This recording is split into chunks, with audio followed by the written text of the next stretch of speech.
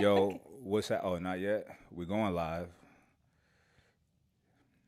Yo, all right, we live now. Are we live? We live, Uncle T? All right, we live. Holla at your boy. Yes. Anyway. I just like to make it clear that the female was here on time. She was here early, actually. She was here on time. Yes, I was ready to go, and so we were not waiting on the female. Just only when you had to get coffee and use the restroom. Listen, that's it. Just had to I'm wash kidding. my hands, make sure everything's Now we had on the up and some up. technical things we needed to clear up. Okay. But anyway, welcome to Lions, Owls, and Elephants podcast. This is my good friend, Melyssa Ford. How you doing, Melyssa? I'm doing amazing, Mike. How are you? I'm good. No, I'm excellent. Yeah. You know, it's always good to have you around.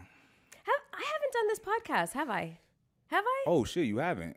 Nope, you haven't. That's crazy. We did training stuff. We didn't do the sit down. That's crazy. Okay, 'Cause well, you are in you're Hollywood. popping my cherry. Hey. So a lot's been going on with you. Let's talk about the elephant in the room, Ooh. if it's okay. Shit, what is it? Go Your ahead. mom. Oh, my mom. Yeah. Yeah, I know you was very close to your mom. Yeah. I wasn't. Okay.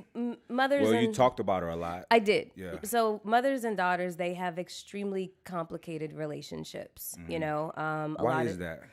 Because a lot of times mothers place all of their unfulfilled dreams and hopes and whatnot on their female child. Is there some sort of competition between mothers and daughters in There- some kind of weird way? I can't answer to that because that's definitely Okay. not the Not your- relationship yeah, that my mother okay. and I had whatsoever. We were very, very different in terms of how extroverted and how extroverted I come off and how social I am, and just my lifestyle is completely different. My mom was a very, very simple woman. Right. She had very simple wants, very simple needs. She had a very small group of friends.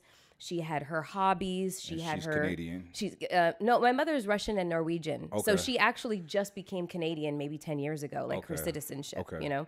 But my mother was a very, very simple woman. And she was very stoic, She wasn't a very emotional person. And a lot of times I questioned whether or not she loved me or cared about me because it's not like she was very warm and didn't, embrace me and hug me and show me a lot of affection. But, in hindsight, her parents, didn't do the same thing. Right. My father... Were you close to them? No, I never met my grandmother. She Okay. died when my mother was 15. So there's that. My mother lost her mother when she was 15 years old. My grandfather was this big Russian bear of a man, and there was such a language barrier between the two of us, so that I could barely communicate with the man. Okay. And he wasn't the loving and affectionate and hands-on kind of father to my mother. So it just, that kind of mentality got passed on. Do you have any of those characteristics? I'm tough. I'm tough. What but does that mean? Tough. What does that mean? I'm tough because I have to be. I'm a single woman who has been, who's had to survive in probably one of the most misogynistic industries in the entire world. Right. So you have to develop a certain a kind of exterior. But when you get beneath the surface, I'm soft, I'm pink, I'm vulnerable as hell. Right. I have just started to embrace my vulnerability as being a good thing and not a detriment. Right.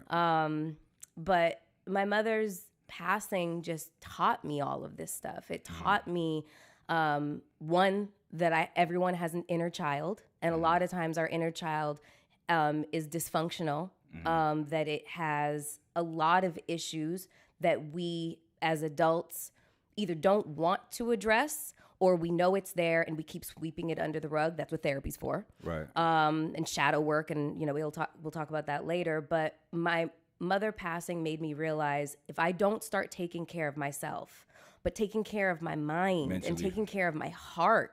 I was always about, hypervigilant self-preservation. And that's it. I had to tell myself the most horrible things in order to shield myself from the things that people would say about me, unsolicited things that people would and just... this is because you're in the entertainment industry and you put sometimes it's just being a woman. but Sometimes you put it's being yourself out attractive there, woman. Yeah. and then sometimes you have to deal with just people being people, right? Yeah, and I'm not special. Like it happens to all of us. No, it does. It happens. I get it. Men, women. It's not a gender thing. One of my favorite parts of studying psychology was this when we started talking about perception. And how it's like this iceberg where you just see the top of it, just above the surface of the water, but then below it, it's huge, and perception changes over time. And it changes by way of bias, prejudice, life experience, pain, love, life throws a lot of growth opportunities at us. It's whether or not we want to accept them, know? See, that's interesting. Everything. I look at certain things like stress, right, and suffering. It's like some of my best attributes, my best friends, like bring it, right? And it comes from being, I'm a thinker, right? Yes, you are. And it was because I was a only child, grew up alone. I had my sister, but we didn't live in the same household. Same. And, I was good at school. I thought a lot, right? So when you're an intellectual person has a lot of fear, and fear is an intelligent attribute. It keeps you safe, right? People with no fear, do whatever, risk assessment, and die fast, right? So I had a healthy amount of fear of a lot of things because I thought every scenario, right? So, but as I got older, I started becoming defiant to the things that I feared, and then I started going towards the things that I feared, and it started with like bullies in school, like dudes that were like bigger, scary, tough looking. Because I wasn't a tough looking kid. I was a sweet, innocent looking kid, right? My nickname was Angel, right? I don't know if I believe this. It was Angel. It's tatted on my stomach for a reason. I was not the angel, but that was the name. That was the perception. So, boxing is boxing. It's not fighting. Right. Fighting is scary, right? So, however, once I was like, you know what, I'm tired of this, and started fighting, things changed. Right. I'm like, oh, the things that look scary ain't scary. And, you come to find out it's because they look scary, so people run from it. Speaking of other people.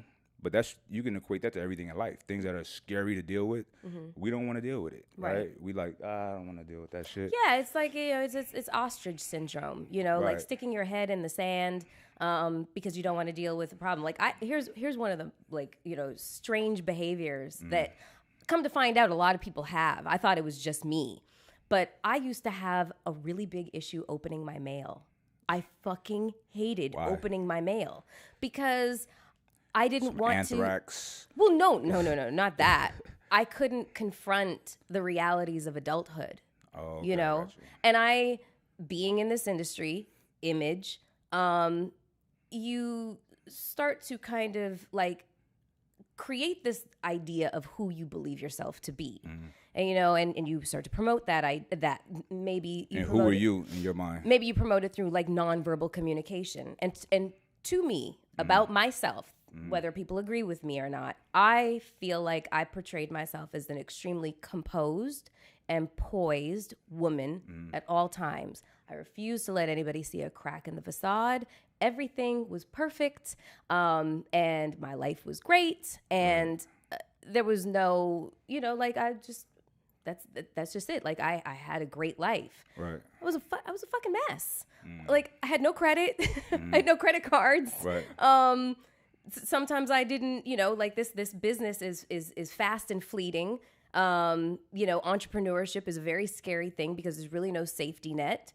Like there is if you have a corporate America job, 401k plans and pensions and that sort of thing. See, that stuff is scary to me. I don't relate to that world. Exactly. It does not fit. Square peg, round hole, So, but one of the things that, is no longer like irrational fear of mine is like opening my mail because I didn't want to be confronted with adulthood, receiving bills, responsibilities. I just wanted to make it seem like I was a fully functioning adult without actually doing the work, So that was your bully.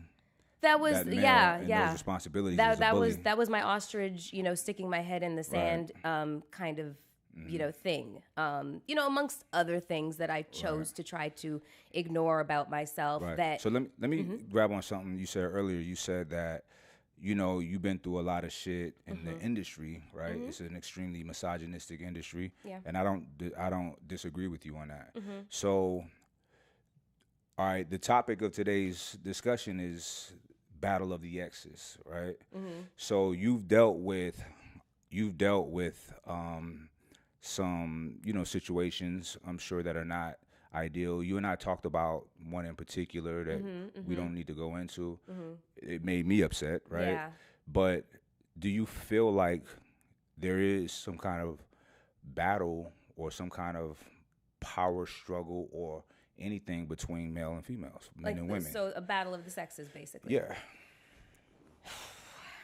Because I think, because it's something that I kind of dismiss, but when we really sit down and unpack it, is a lot of people that feel it like it is, right? I think that right now, more so than ever, there is a massive disconnect between men and women. But I'm not going to lay the blame solely at either gender's feet. I'm not going to. It's collectively it's all of our problem. But we also have to take responsibility and ownership and accountability of why it has become a problem for all of us, and that, I think, is attached to our expectations. I think that each and every person, whether you're male or female, really needs to do a deep dive into what their expectations are of somebody else coming into their life, what they expect from that person to do, what they expect from that person to be, what kind of money they make, whatever the case is. Like, who is this person that's going to be your everyday? You know what I'm saying? And we always talk about, well, what do you bring to the table kind of thing. That's a very legitimate question. Absolutely. And I think that social media, hell yeah, I'm going to blame social media for creating like exorbitantly ridiculous, expectations in people. I think that we look at social media and we see, especially with celebrities, we see these curated fucking lives. These people are anomalies. You know what I mean? Like, you cannot apply the success of like Migos and Cardi B. You got to scale that. What's interesting about social media is powerful, right? And it's created a whole new, and this is no knock to women, right? But it's created a different type of woman that is pieced together, and they all look alike. You ever remember, I remember when I was a kid, it was somebody on my floor that had Down syndrome, right? And it used to blow my mind that every kid with Down syndrome looked the same, right? There's women now on social media, and it's because of social media, because everybody see what they see, that all look the same. Are we talking about filters or plastic surgery? Plastic surgery. And I don't knock it, right? To each their own. If you want to do something to make you feel more confident and more happy about yourself, do what you got to do. But it's bizarre because I don't even know if they realize or care that they are all looking the same, right? And it's not an attractive look to me. To me, it looks like a transgender person. You know what I'm saying? Because that's typically who's going to go over the top with the boobs, the hips, the lips, the tanning, all of that stuff, right? So when I see a woman like that, I'm like, I don't know what that, I stay clear away from it. And I do think that to be so easily guided to do something so extreme because of what you're seeing on social media, they wasn't doing this before social media, so it is social media. That's the denominator. That's the differentiating factor between then and now. Conditioning, correct, absolutely. Correct. It's very much like a Pavlov's dog kind of situation. Well, I don't know that story or that. Okay, so Pavlov's dogs, basically, it's classical conditioning. Okay. It's association with sound, and reward. Okay. So basically, ring a bell, dogs would start to understand that when the bell was rung, they would get a treat. And so they would start to salivate when they heard the bell because they would be anticipating a treat. Right. The same is with social media and blogs. And when you put women, you know, celebrities, influencers, and you highlight them as, you know, goals, and you consistently put this look, you know, this aesthetic of a woman on a pedestal, and she's surgically enhanced, whether she admits it or not, then you're going to have the masses looking at this and wanting it because it's a sense, it's something to attain. You know, it's like it's a goal post. Right. So if I get that, then I will be equal to her, whoever she is. You know what I'm saying? And that's nowhere close to the truth. Yeah. What you end up having is a bunch of women who, A, look a lot alike because it looks like they all went to the same plastic surgeon. B, some of them are maimed for life or die because they end up going to plastic surgeons that just got a license to practice maybe a year ago and don't know what the fuck they're doing. Right. You know, it's frightening what people are subjecting themselves to in the, you know, in the pursuit of quote unquote perfection, but it's nowhere near what perfection is. Here's the thing though. The pursuit of perfection, what you said, that's heavy, right? Okay, now I'm insecure about X, Y, Z. And we all have insecurities. Yeah. For one that say they're not insecure about anything is a lie. It's not honest, right? Right. So I can fix this, right? So that allure is enticing, is very appealing, and I can't be mad at somebody for doing it, right? And I do know people who has been enhanced and is very tasteful, right? So I'm not mad at the people that go over the top. To each their own, right? Yeah. It's just interesting, you know. It literally feels like a whole new breed of people, or race of people are being created. You know what I mean? So, all right. I mean, a lot has happened since social media was created. It's been around for like what, more than 15 years, like MySpace or whatever. But it's plastic surgery. No. I'm talking about social media, and Instagram really propelled everything and made it more in your face. Of course, because it's visual, right? You know, in your hand, like the apps. It's visual. Its interface is very easy to use, and it's instantaneous. Correct. You know, so it's what we were talking about before we started this. We were talking about addiction and our reward centers in our brain. It's a fucking dopamine hit. Right. You know what I'm saying? Which is why we spend so much time on social media. Why we're reading a whole lot less books. Why Audible is successful, because that's how we're, you know, able to even digest information at this point, because we have to hear it. Rather, we just books. Wait, what the fuck? You know what I mean? But social media has not only created a sense, like an abnormal sense of the pursuit of perfection and what the idea of perfection is, but it's also turned us into massive consumers for materialistic bullshit. Well, I that think only just what's that worse just, than that, that, just, though. that just contributes, and I'm speaking generally. That you know, contributes to a lifestyle that not only is it like unattainable, but it's also got an expiration date, like, and it also is meaningless. Right. You know but there's what I mean? something even more sinister than that we are consuming. It's just bad information or negative information, right? So there's people that I see that I'm cool with, but the content that they put up is constantly complaining about the government or Fauci or Biden or Trump or whatever, right? And it's like, yo, okay, now what? And it's become their reality, and they've developed big followings off of this, right? Yeah. And it's like you're keeping people in a constant state of grief, of fear, of anger, right? Low vibrational shit. Low vibration, and I'm like, yo, that's not the vibe, right? Right. The vibe should But be. it's their vibe. But it shouldn't be, right? But who's to say? So I'm gonna tell you why it matters to me, why I care. I was gonna say I am very cautious about using the word shouldn't, because shouldn't implies that you know better than somebody else. You know, and certain things I do. I'm gonna be honest with you. Listen, I know you, Mike. I fucking know you. And here's the thing. All right, let's identify a problem. All right, this is wrong. Okay, now what? Okay. And this is wrong too. and I'm going to prove to you how this is wrong. Right. When does that stop? It doesn't stop. Now, this is wrong. Okay. If you identify something is wrong, there's a problem somewhere. Is there something you could do about it? Yeah. Some of the things that these people are talking about is not anything they can do about it, right? So what do? How do you pivot out of that and make it benefit you? Because that's what we all should be doing, is enhancing our lives. My thing is this: fucking focus on yourself, right? Activism, right? I saw your post Jihad, today. war. It's right here. I had a sister reached out for some advice, some business advice, and we met up, and we're going back and forth. And she had 2 young children, right?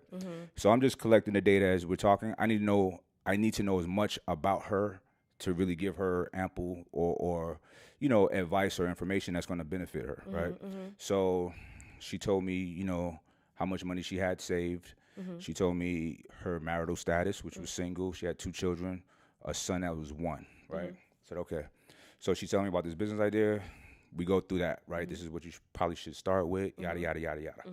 Then she mentioned a nonprofit. I said, okay, trying to raise money for that. Tell me about that. I want to go into the neighborhoods, help out the hood, whatever. Okay. All this is great. And I'm just like, why? That's not great to me. Why? Because she didn't have much money saved, right? And you have a 1-year-old, right? Okay. Hold on. You need to be an activist in your life, right? Understood. And in your children's lives, Can't right? pour from an empty cup. Exactly. Got So it. far too often people want to help the world, help the community. But we are the community. Okay. Help yourself, right? And help those who need you. Do everything that you have to do to put that little man in the best situation possible. And she said, but he's a little kid. He's going to grow up to be a black man with all of these strikes against him. I said, stop. He's privileged. That's going to be a black man.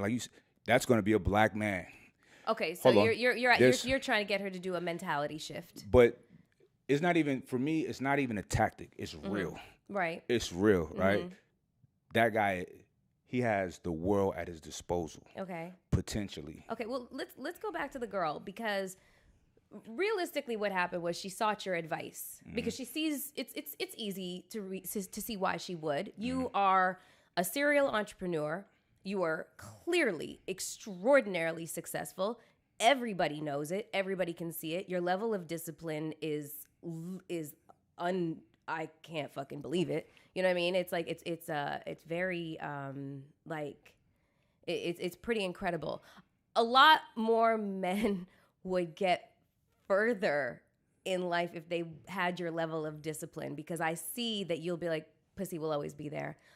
I need this. Yeah. I need that. I need this bag. I need this bag. I need this bag. I need this bag. I need this bag. But going back to the girl, you have a very pragmatic way of thinking about things. And whether this has been developed through your experiences in life, this is the lens in which you look at the world.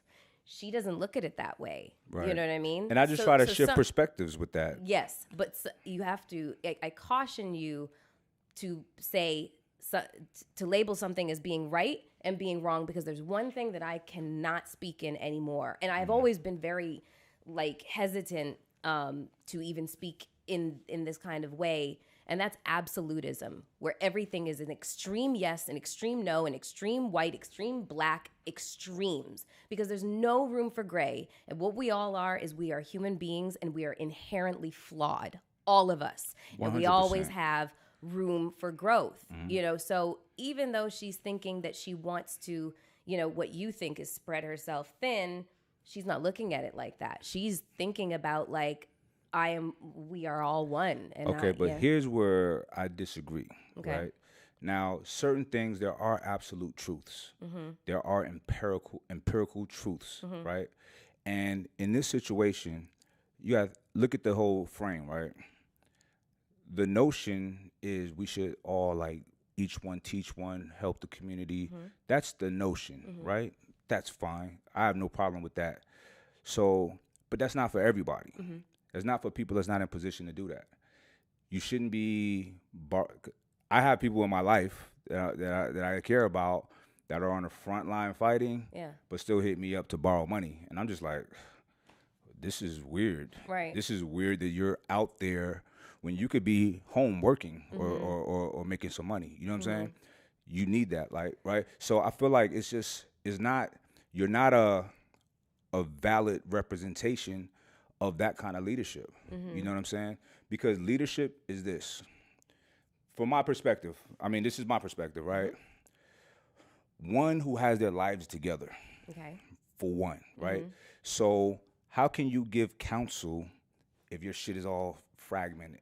You know what I'm saying? If your lives are together, if your life is together, you probably have your finances in order, your health's in order, your affairs are taken care of, right? So, okay, now Not necessarily, your, but go your on. cup runneth over. Why not? Because for as long as I can remember, friends have come to me for advice, and I dispense incredible advice. That part I do know. I know what my gifts are. I have the gift of articulating thought in a very eloquent fashion. I'm very well read. I have a lot of life experience, and I'm also very sympathetic to the human condition. You know what I mean? But I will the fact say that you have fluidity and creativity in your thought, you're an intelligent person. But does that alone qualify you to be that kind of a leader?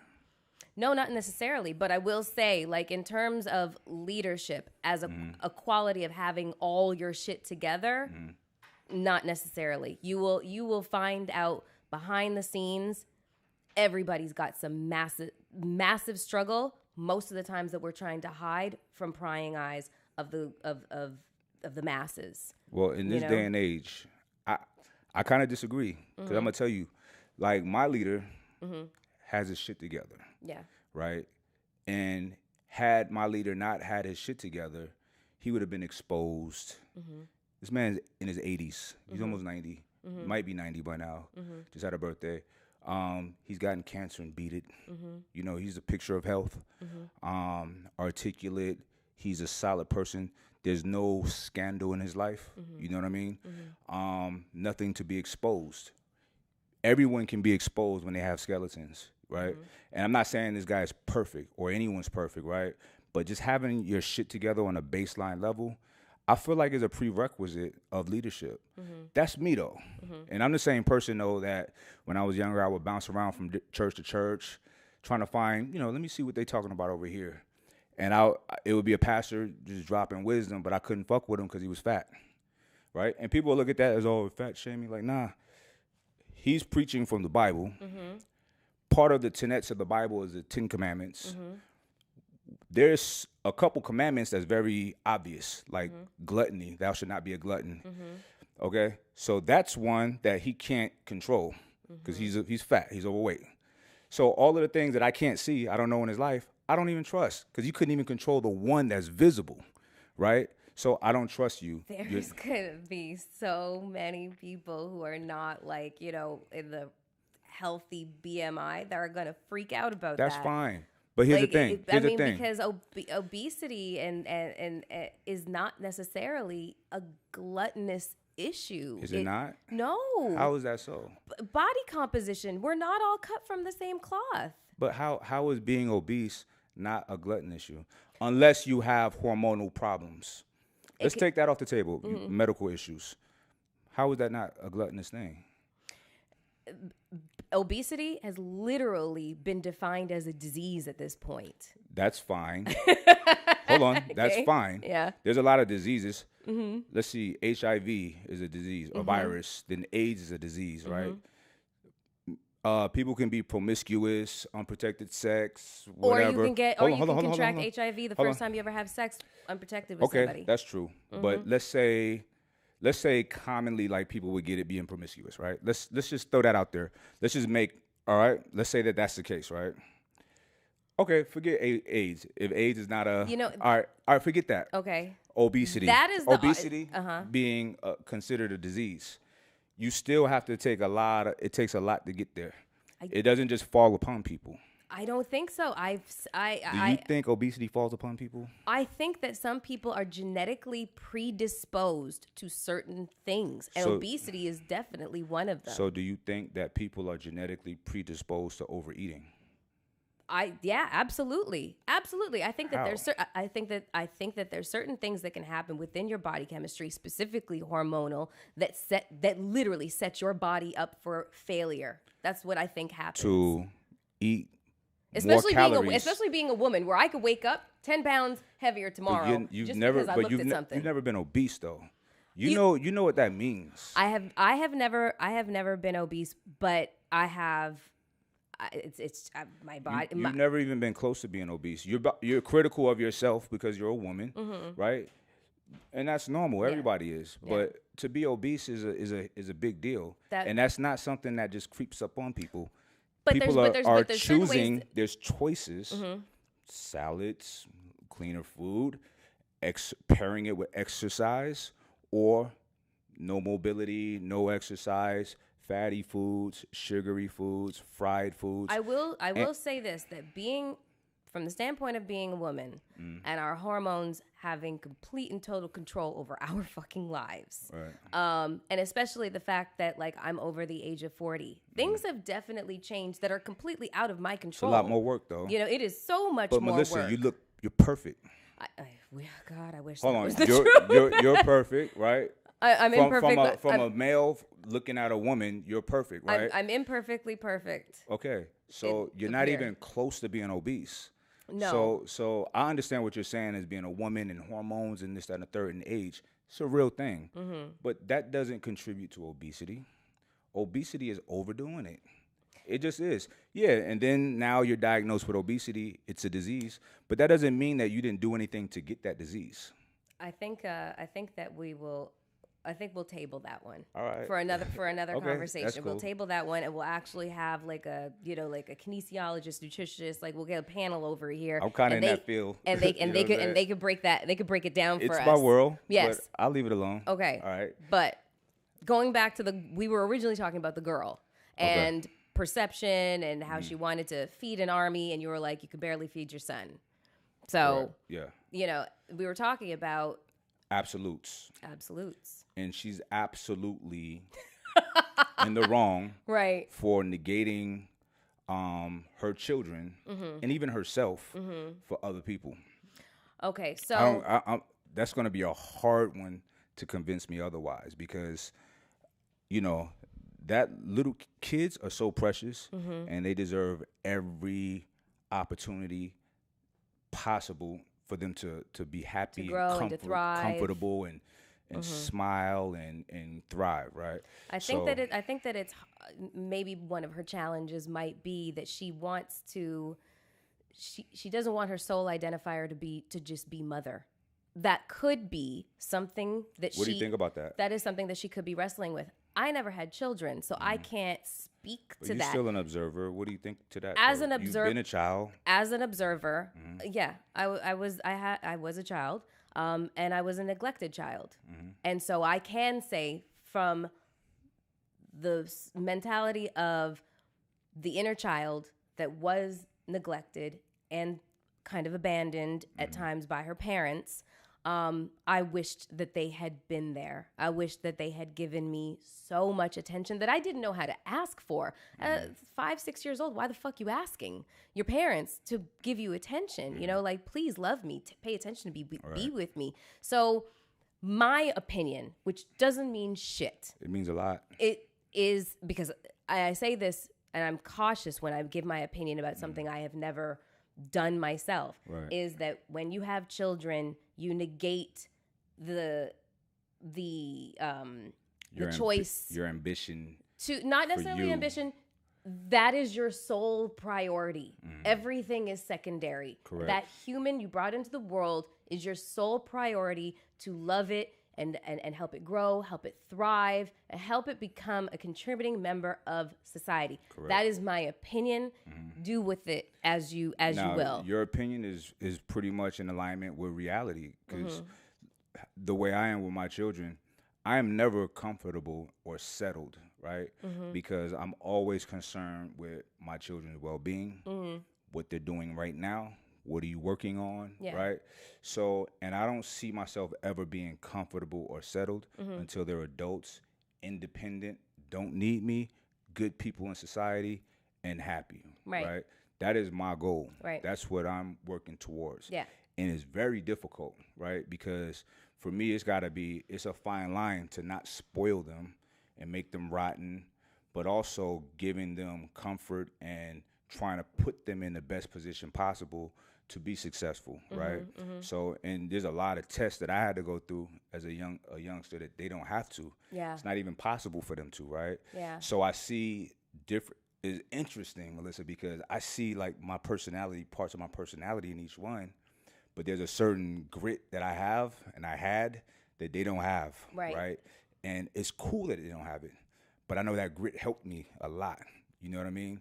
So yeah, I mean, character's also, definitely not developed in the fucking sunshine. It's developed at our hardest moments, our most challenging moments.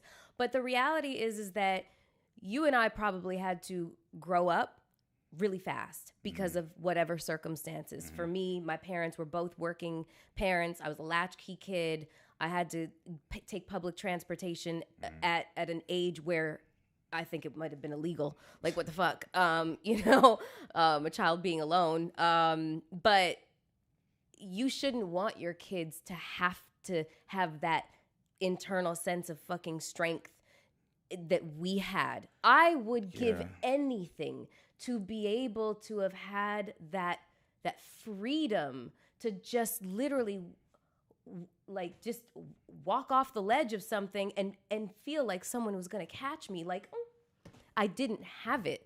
I had to be hyper vigilant from a very, very unnaturally early age, and it coursed all throughout my adult life.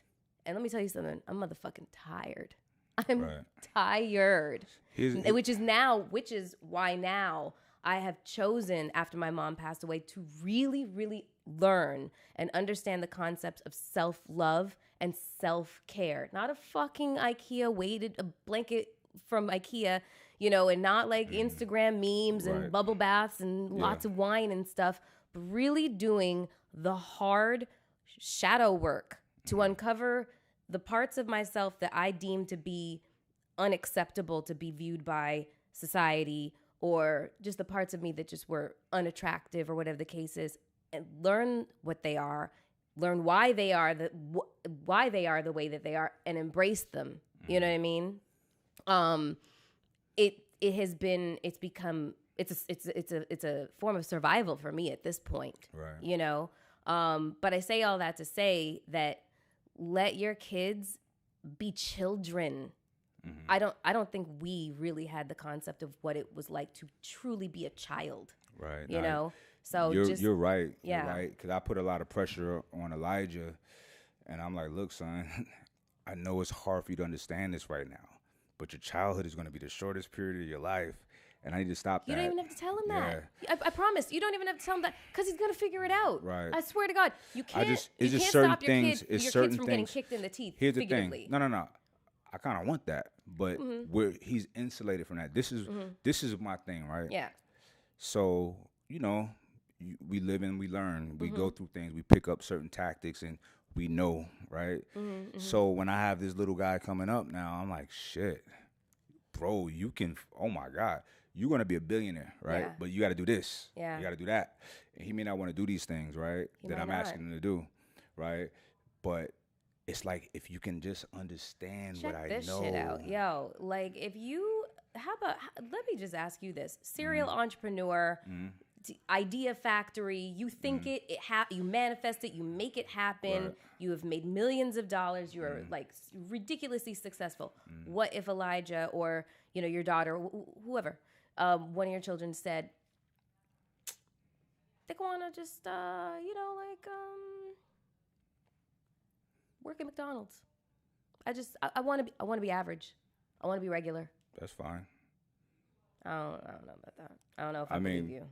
You would be like, are you fucking serious? Where the fuck did my genetics go wrong here? Here's the thing. My children are very intellectually complex. So if someone came to me and said that, they might have a real firm position that they're standing on, and I let them ride it out. Okay.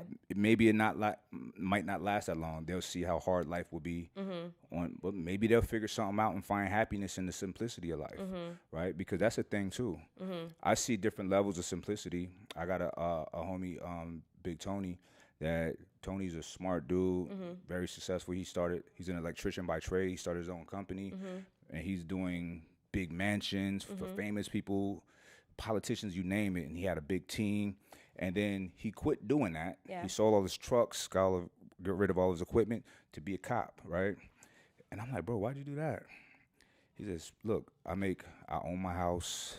I know when I'm off. Yeah. My vacation time, I got good benefits. I got retirement. I know when I can spend time with my daughter and my girl. What do I need? And bro, like, I'm sorry, bro. Total sense, right? I was like, yo, I envy that. Yeah. I don't have that. I don't have that. No, right? You don't. But I envy and admire that in him. You know, people think that it's all about being a millionaire, making all this money. It's a lot of stress with that shit. Yeah, right? and that brings that. I think that's a way back to double back on the conversation about the battle of the sexes. And the reason why. The disconnect between men and women, like there's a lot of podcasts right now with people whose conversations capitalize off of the divisiveness between men Uncle and Kev. women. Uncle Kev. Not even necessarily Uncle Kev. He obviously he's one of the most major ones. Right. But then there's also the podcast you just went on. Fresh and Fit. Fresh and Fit. And then there was also, even though he didn't have a podcast, but this motherfucker was always in the car, Derek Jackson. I'm sorry. That's the guy that... Yeah, that had like 15 million mistresses. You know what? No, that sounded like judgment. I apologize. No, that's not it. He just was, he got caught out there.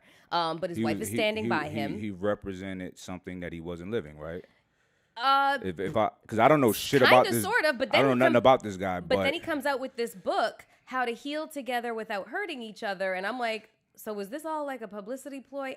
I digress. It ain't my business. It's above my pay grade. I don't give a fuck. Right.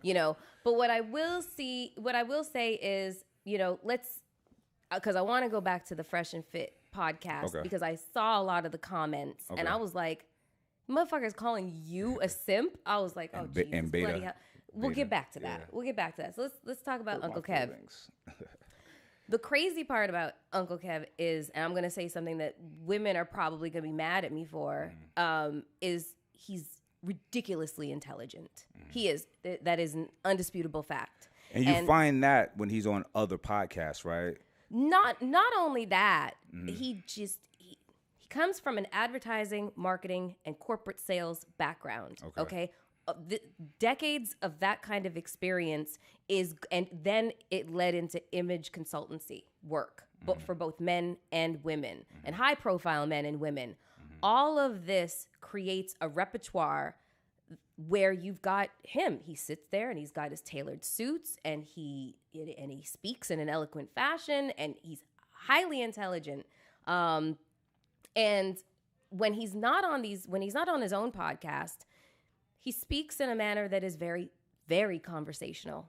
Very conversational. And very practical. Very practical. Makes complete and total sense. When he gets on his show, it's same thing, but the entertainment value kicks in. Yeah. And it's not fun just to watch somebody dispensing advice. And you gotta be a disruptor, which means kind of an asshole. And to someone with a certain intellectual pedigree, it's just hard to watch that. Right. When he has the silly girls on and just kind of bashing them and making them look silly. So continuing on with him, he speaks from the place where it comes off where he's way more sympathetic to men than women, which is true because he is a man. You know what I'm saying? Like I'm going to be sympathetic to the plight of women because I am a woman. I have had my, my experiences with broken hearts and whatever. You know what I'm saying? Like abandonment and all kinds of shit. Stuff has happened to me. So when I see people kind of criticizing women for just like I said, the human condition, of course I'm going to be like, yo, get the fuck out of here. You know what I'm saying? And I'm going to find sympathy there. He comes from Oklahoma, and he comes from a blue collar working background, like his family and stuff like that. So he's going to really, really sympathize with the salt of the earth type of blue collar average working man who is doing an honest day's work for an honest day's pay, and that should be enough to attract women. But what he is seeing, and I think the social media is definitely contributing to that, is the fact that people have lofty expectations that exceed who they actually are. It's not a man-woman thing. It's everybody. It's everybody. So from an entertainment standpoint, I think sometimes he takes it a little too far. You know what I mean? That's number one. And number two, he speaks from the standpoint of being a highly educated man. You can only speak to people and expect, and they will understand you from the point of where their level of intellect, maturity, and growth, character, etc., where they are. You know what I mean? So I can't expect me firing off a dissertation and somebody in the third grade understanding what the fuck I say. You know what I'm saying? So I think that what happens is in the comment section, the guys. That point right there. Let me interject. A lot of guys cherry pick from what he says, from his intention, and they apply the entire thing to their identity. And their feelings of inadequacy. It's a lot of projection happening, not just with men, but with the women, everybody. So let me speak on something. When I went on Fresh and Fit, I never heard anything about red pill, blue pill, all of this stuff with men, whatever, simp talk, whatever, right? So I'm looking at comments, and when they would ask me stuff about women, they were like, when you're dating, how many girls at a time? Like, just one. Yeah. Like, I literally, that's what I want, and I literally don't have time to be dating a bunch. I said I barely have time to date one woman, right? But I also hate the assumption that because you are a high value man, just in terms of how much money you've got and how successful you are in your network and whatever, that the assumption is you should be like nailing a bunch of bitches. Like, what is wrong with monogamy? What is wrong with just having one person to, God forbid, grow your empire with? What, like, cuddle up with, big spoon, little spoon? Here's the thing, though. Be a chronologic. I have smashed a bunch of bees, like you just said. Growth, though. Correct. And also experience, right? I seen a long time ago that this is not fun. I'm getting nothing out of this. I got to a point where I felt super lonely no matter how many girls I had, right? And I'm the type of person that could use to every day somebody. I'm never alone, right? But I'm alone. Right. You know what I mean? So it's a very unfulfilling feeling. Yeah. And, what you just said, like, the most successful people I know are married, and I know that if I was married, my focus would be laser point sharp on all of my bottom lines, right? So it's a power to that, right? And that's the completion. Like, listen, everybody got their own ideology for life and goals. For me, it's man and woman, right? That's why I don't subscribe to the man-woman thing, man versus woman, or attack on masculinity, or trying to make women feel a certain way. Because here's the thing. Now, the red pill philosophy, the actual philosophy is dope. However, what I've observed, I'm not saying this is what it is. No, the concept has definitely been bastardized. What I observe, and you can read through comments and see the shit that people are saying, right? These guys hate women. So the people carrying the flag of red pill hate women. And it all stems from, and this is from what they're saying, getting their hearts broken. Women rip my heart out my chest and all of this shit. I'm like, so far, that shit happens. Yeah. That is a normal thing. And here's the thing. There's guys that really were like, he'll come over to the, I'm like, look, motherfucker, you guys are associating yourself with something that somebody came up with. Man-woman relations, all of the complexities that come with it, has been in existence before this this notion of this pill, whatever pill, right? So it's just silly to me, right? I don't fit into nothing. I'm a free thinker, right?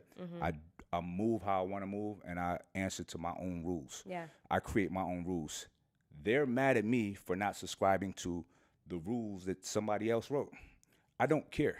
Yeah. I don't even know it all, and I don't want to know.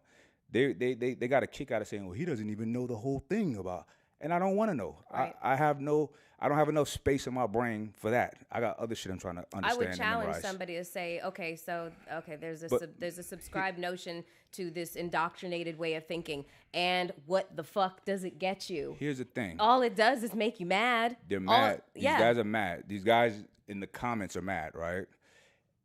And they're mad at me, and they're trying to belittle me because their whole thing is understanding because they have this women. idea about you. It's understanding women, right?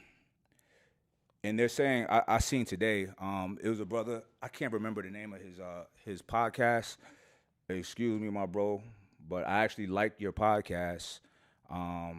What's the name of his show? It was a black kid, and, he just spoke about it. And it was a little clickbaity. It seemed like we were going at it because the picture looked all crazy and shit, but he was very reasonable in his assessment of a video that Sean and I did talking about red pill, what women really like, whatever. I saw that too. Yep. So, but the comments was just silly, right? And it's like, these guys in the comments, they're talking about, well, red pill's all about understanding what women want. Now, one thing the guy said, and then they all adopted what he said, they said, well, Mike, you never have problems with girls, but look at you. Like, you're a genetic specimen, you're successful, yada, yada, yada. I'm like, hold tight, hold the phone real quick. I was skinny as shit growing up. My nickname was Skinny, right? I left high school at 130, right?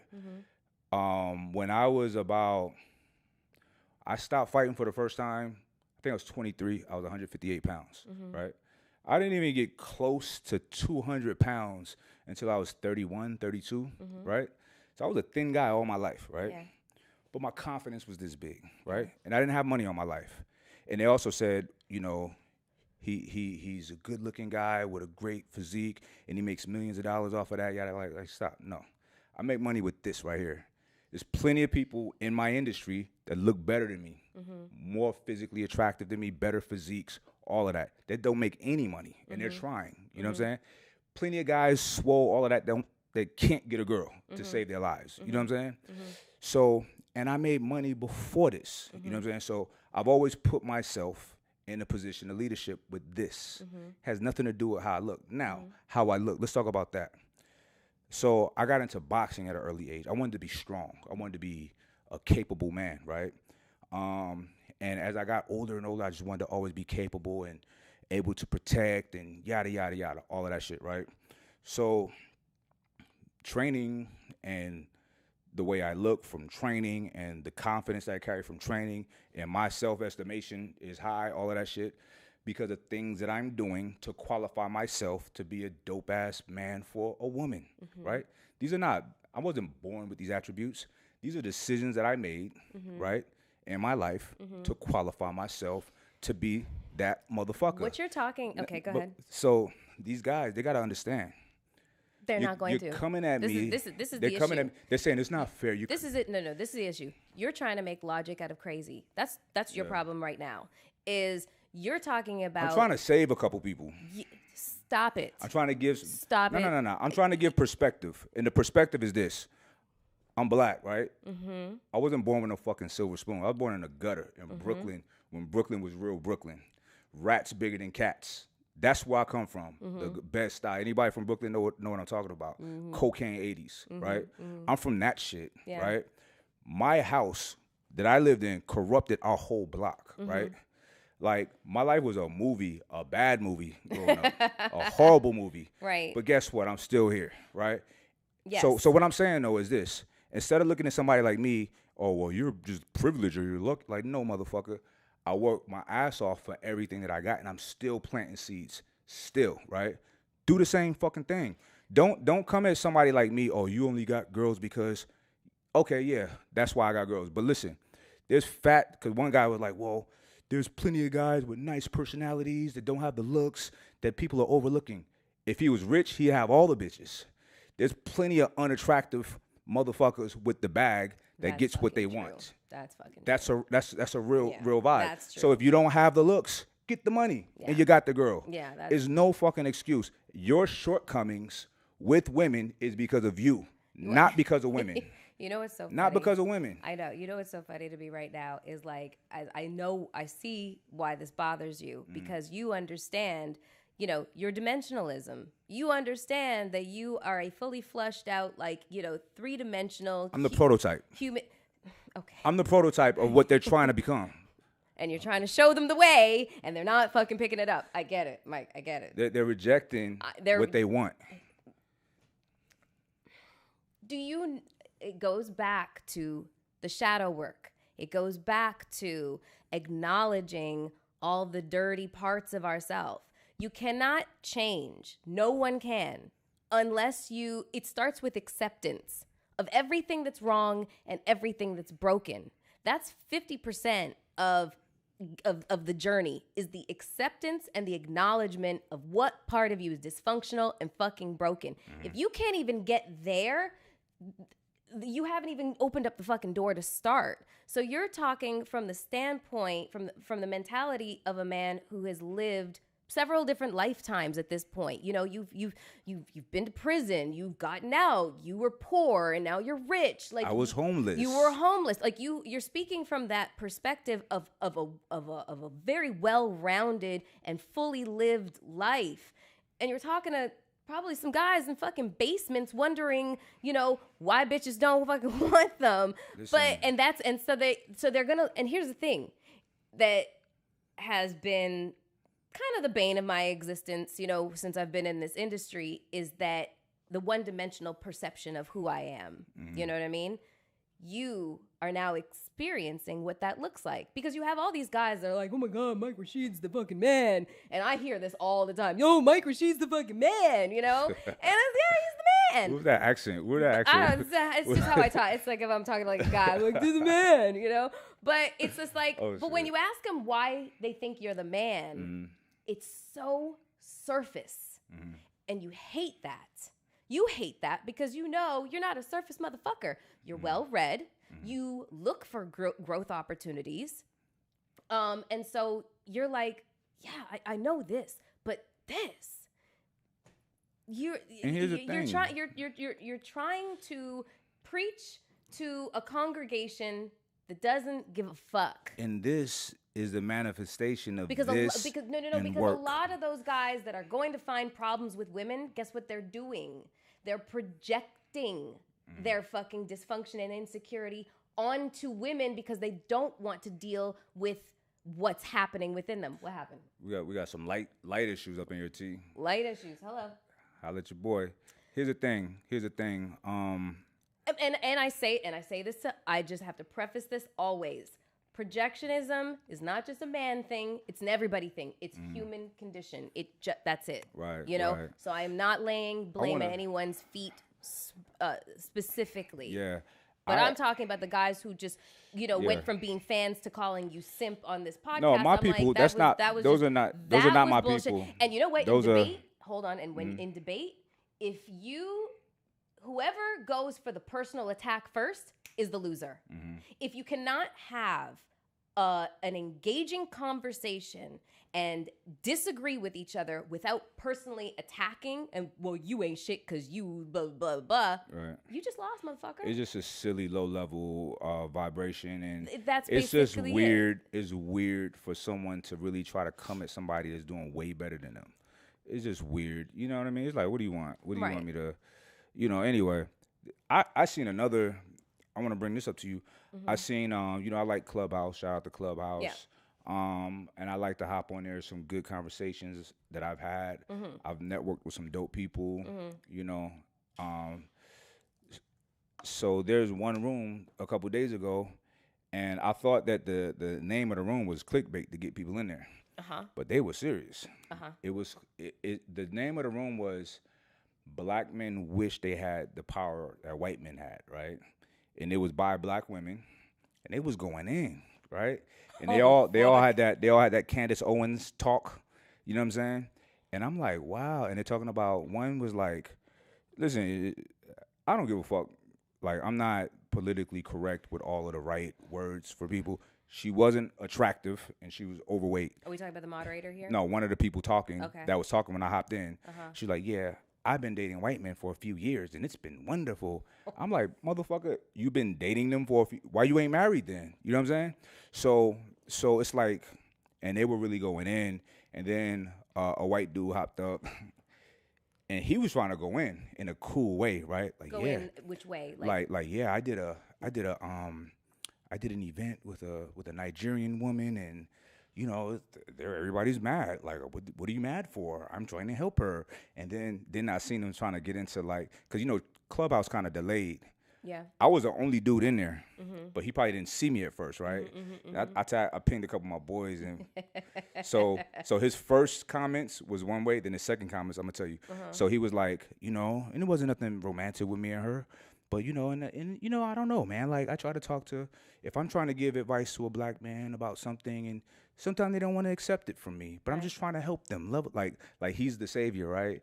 So he came back on stage when he seen about 3 or 4 of us in there. He was like, yeah, man, I grew up in Detroit, and, you know, like, white people more afraid than black people, and, like, trying to flip it, it was weird. But I wanted to get up in there and say some things, especially to the sisters, and I wanted to check him, because it's like, no, we don't wish we had anything that white men have, right? I can't speak for everybody. Right. I can speak on my circle, right, and myself, and I'd like a little bit of white privilege. I'm not gonna fucking lie. That But shit you got- looks fucking fantastic. you know what white privilege is? What, pretty privilege too? No. White privilege is climbing the socioeconomic ladder. Yeah. Right? Because I have that. Yeah. I experience it, right? I remember one time me and T was talking, I'm at the Benz dealership getting some service or something, and this older white gentleman serving me, and, can I get you some water, sir? I'm like, dang, bro, this old white man over here, you know what I'm saying? But and that's just one level, and I've grown leaps and bounds since then. So I've experienced a fair amount of white privilege. I'm not even calling it white privilege. White privilege is white privilege is driving a fucking fancy ass car, not worrying that purchasing a fancy ass car is gonna get your ass pulled over. You know what that privilege looked like? Me speeding in my Lamborghini, 130 on PCH, getting pulled over. He immediately says, I'm gonna write this at 89, because under 89 is not a charge, it's a ticket. Then he's like, I can't give you a ticket, man. I like this car too much. I experienced that. That's an anomalous situation. So listen. Fuck. Nah, that's some Orange County. Some Orange County. You've hit certain levels of status and having things. Things are different. The big problem is not black and white. It's having and not having. Poor people are the most vulnerable people in this country. I'm sorry. I'm black. I know the issues. I know we need our fucking bag of reparations, and I'm here for it. But there's a lot of things that we can climb over. There's a lot of barriers that we can climb over by us having our shit together and climbing that ladder. Because I'm gonna tell you, there's so many trying to get close to me, to like people who may even be in a bigger position than me, but they see that certain things from a creative side is limited, right? So how can we, let's do something together. And I'm just like, hold tight. Let me, you know what I'm saying?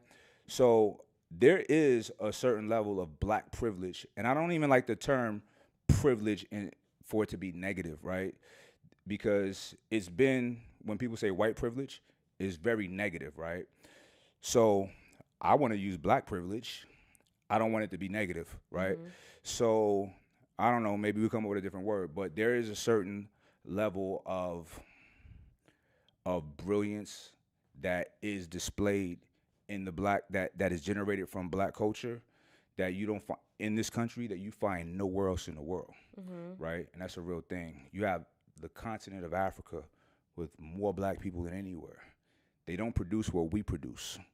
Blacks here in America, right? Oh, that's because of colonization and the theft of fucking resources. Hold on. Slavery that continues to this day. But here's the thing, though. Here's the thing. We've been beat up so much here, right? They've developed a fucking monster. They didn't try to. Meaning you? They breeded us. Oh. The potential that we have, because we're here. They breeded us together, right? Certain peoples, right? They've, the people, every black person that came through the transatlantic slave trade, through that voyage, right? Or descendants of the people that came through that, right? You gotta think about this. Out of every 10 people in the Shanty lands that was brought out to the coast of Africa, the Ivory Coast, to be put in the slave dungeons and castles, to put on the boats, out of every 10, 7 died. Just the voyage being marched for days, right? 7 out of 10 would die. The other 3, 1 or 2 would die. So the ones that made it across, you know how tough they fucking are? And we're direct descendants of those people, right? So we're a sturdy, fucking capable people. We're still here. There's been atrocities committed to us, right? And we're still here. We're not just here hanging our heads. We're fucking thriving. Now, the media will make you, focus only on George Floyd or Ahmaud Arbery or whatever bullshit. And we got to be conscious of why certain things are being given to us, right? Over and over and over. You mean like the stories that the media? Correct. Correct. I mean, but let me finish. There's so many dope stories about us overcoming and thriving that is never in the news.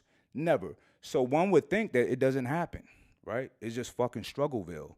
And that's not reality. I know way too many people every day, every week, every month. I'm meeting more and more people, black people, who's fucking doing it.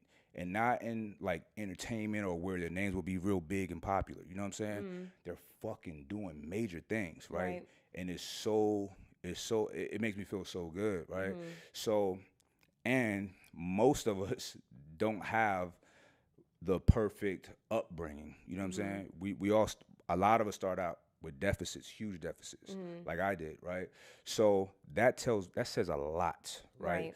To come from a deficit and fucking thrive, it says a lot. You know what I'm saying? I mean, we kind of went off the Clubhouse conversation, which I want to go back to, but the reality is that black folks in this country, we are the descendants of kings and queens. Absolutely, we are a strong people, 1,000%.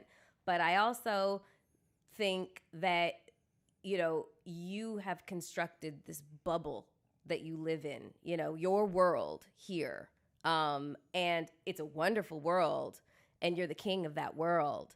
I don't think that it's you have like you see yourself in situations that are kind of like out of control, because it's not a poor, or a rich thing. You know what I mean? You live in Orange County. This shit is like, this is Redland. You know what I mean? This is GOP. They voted for Trump over here in California, this part of California.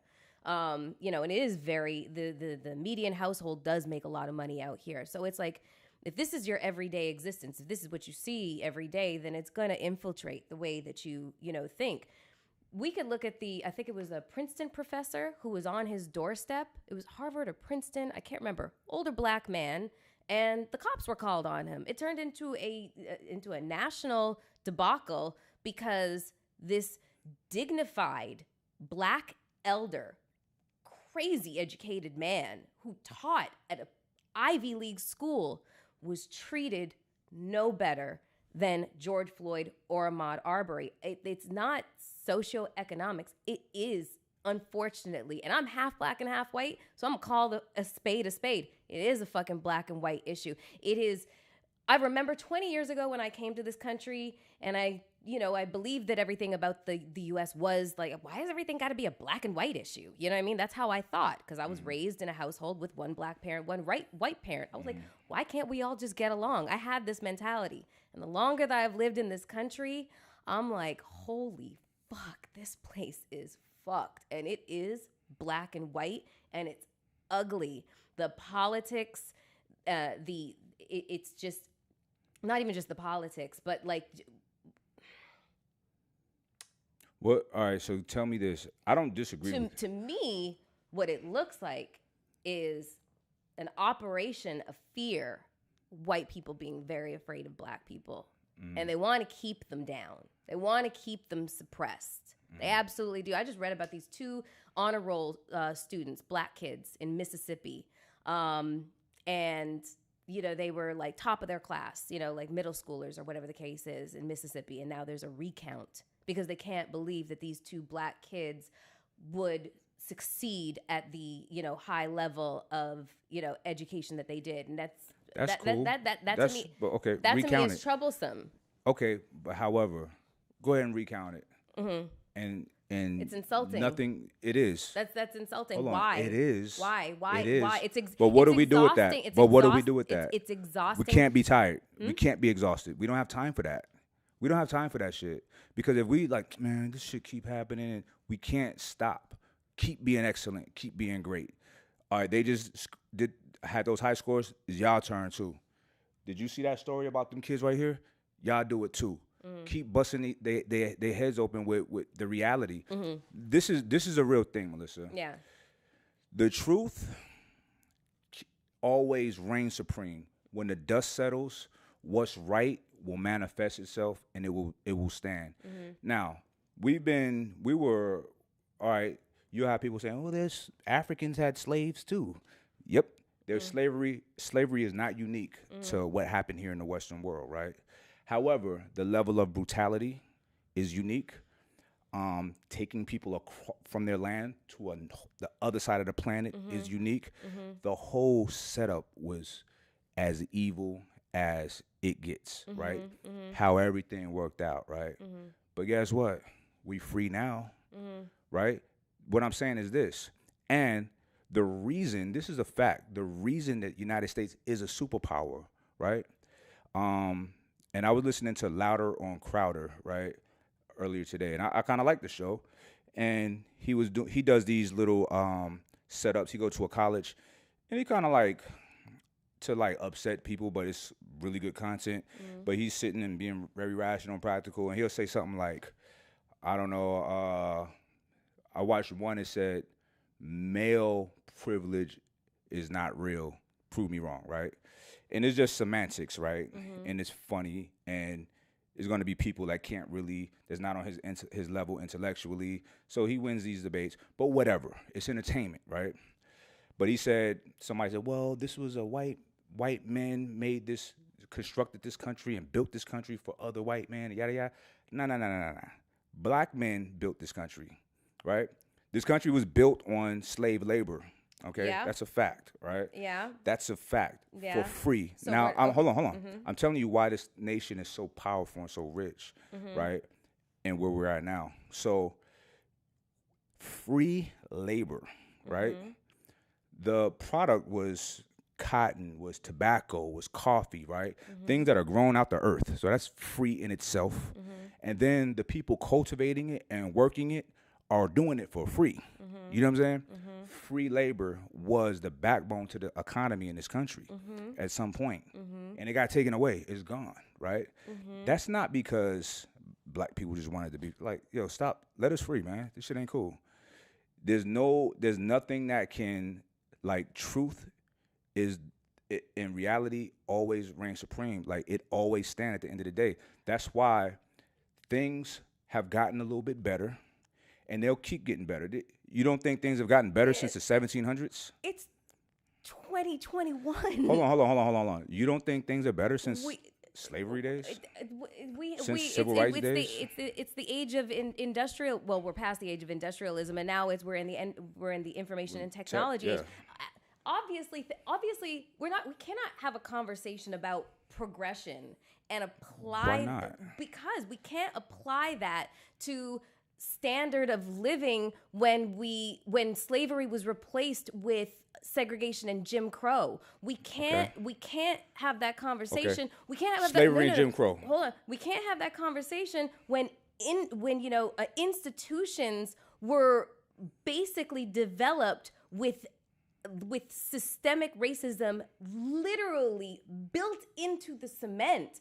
We cannot have that conversation when white people in this country, first of all, outnumber us population-wise, And two, they have a few hundred years up on us in terms of generational wealth. That's why that conversation, that's why reparations is always going to be a conversation. But what do we do with that, though? When you have 10 to 15 to 20 generations of wealth having been built, legacies having been developed, some Rockefeller shit, and we never had that, we're just starting to dust ourselves off.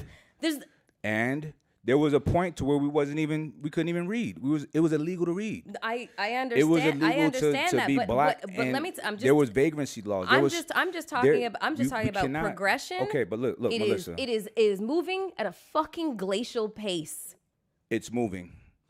Who's to say? To me, that's nothing to celebrate. Who's to say? I'm not celebrating, no. But who's to say what amount of time things are supposed to happen? Right? There's no snap the finger and now everything's fair. That's not a real thing. That's not reality. I'm talking about reality. I'm talking about bottom line, right? Bottom line is, a few hundred years ago we were legally slaves, right? Okay, that shit's outlawed. They still found ways to do it, right? They're still looking for ways to do it. Let me finish. They're still looking for ways to do it. But it's sneaky. It's not open, right? Things change. It's not realistic to think that things are going to just snap and change and be perfect all of a sudden. But things are changing and things are getting better for us. You really don't see that? No. You don't see things. Think about George Floyd, right? I think this country fucking scares me. Derek Chauvin, right? 20 years ago, he wouldn't have went to jail. I understand that, but I also think that he was a fucking sacrificial lamb. Like, who gives a shit about him? It's okay. I think it's okay. He's in prison forever. That's an assumption. Hold on. He's already filed his first fucking appeal. That means nothing. He's probably gonna get out. No, he's not. I do not think that motherfucker's gonna be in jail for 40 years. Every day of that trial. I covered it. It was so airtight. I wasn't even concerned when the jury read their thing. The crazy part is it's not airtight. It was airtight. No. From a legal standpoint, you want to know why it's not airtight? Simply because of all of the coverage. The defense can literally make the argument there was no way that Derek Chauvin was going to be able to get a fair trial just based solely on the international coverage. This is what I'll say. This is what I'll say. It's impossible for that. And if he gets a sympathetic judge, it's impossible for that to not. Suddenly just isn't going to be a part of. It's not going to happen. It's not going to happen. We shall see. I'll put money on it. I will take your money. I'll put money on it. I'm sure you'll take it. I will take your money. Put money on it too. Hold on. Let's double back. But no. Let me say something. Let me say something about this whole thing, right? I'm not naive to the issues that we have here. But fuck those issues. Those issues ain't gonna stop me from doing what I need to do. You don't think that you have those issues, think that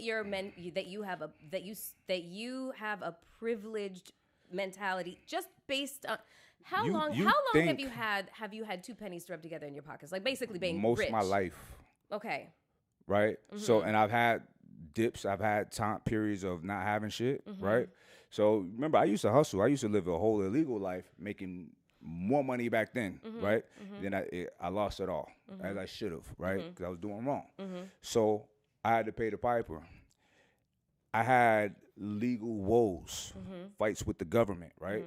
And I had racist laws applied to my situation. But guess what? I beat them shits, right? Hold on. And it wasn't, nobody knew who I was at the time. It was no privilege there. It was me doing my due diligence and me researching and showing this to my lawyer, like, look, can't we do this? Hold on. Let me finish. Can't we do this? Can we try this? Like, why not? This is for every, like, I'm black. Like, so there's very specific laws that target blacks and Latinos that I could talk about that got applied to me, but I beat that shit, right? And I'm not saying, here's the problem. Some people, when they going through the system, they try to put a gang injunction on me. That's what it was, right? Most people, now a gang injunction is a 10-year enhancement. Yep. So if you robbed a store and it's a 2-year sentence, you're doing 12 years because you're in a gang, right? Most motherfuckers go to jails, like, they ask you, what were you from? And they tell them. They say they're in the gang, right? It's a racist law. It's fucked up, right? Because it don't apply to white boys. Yep.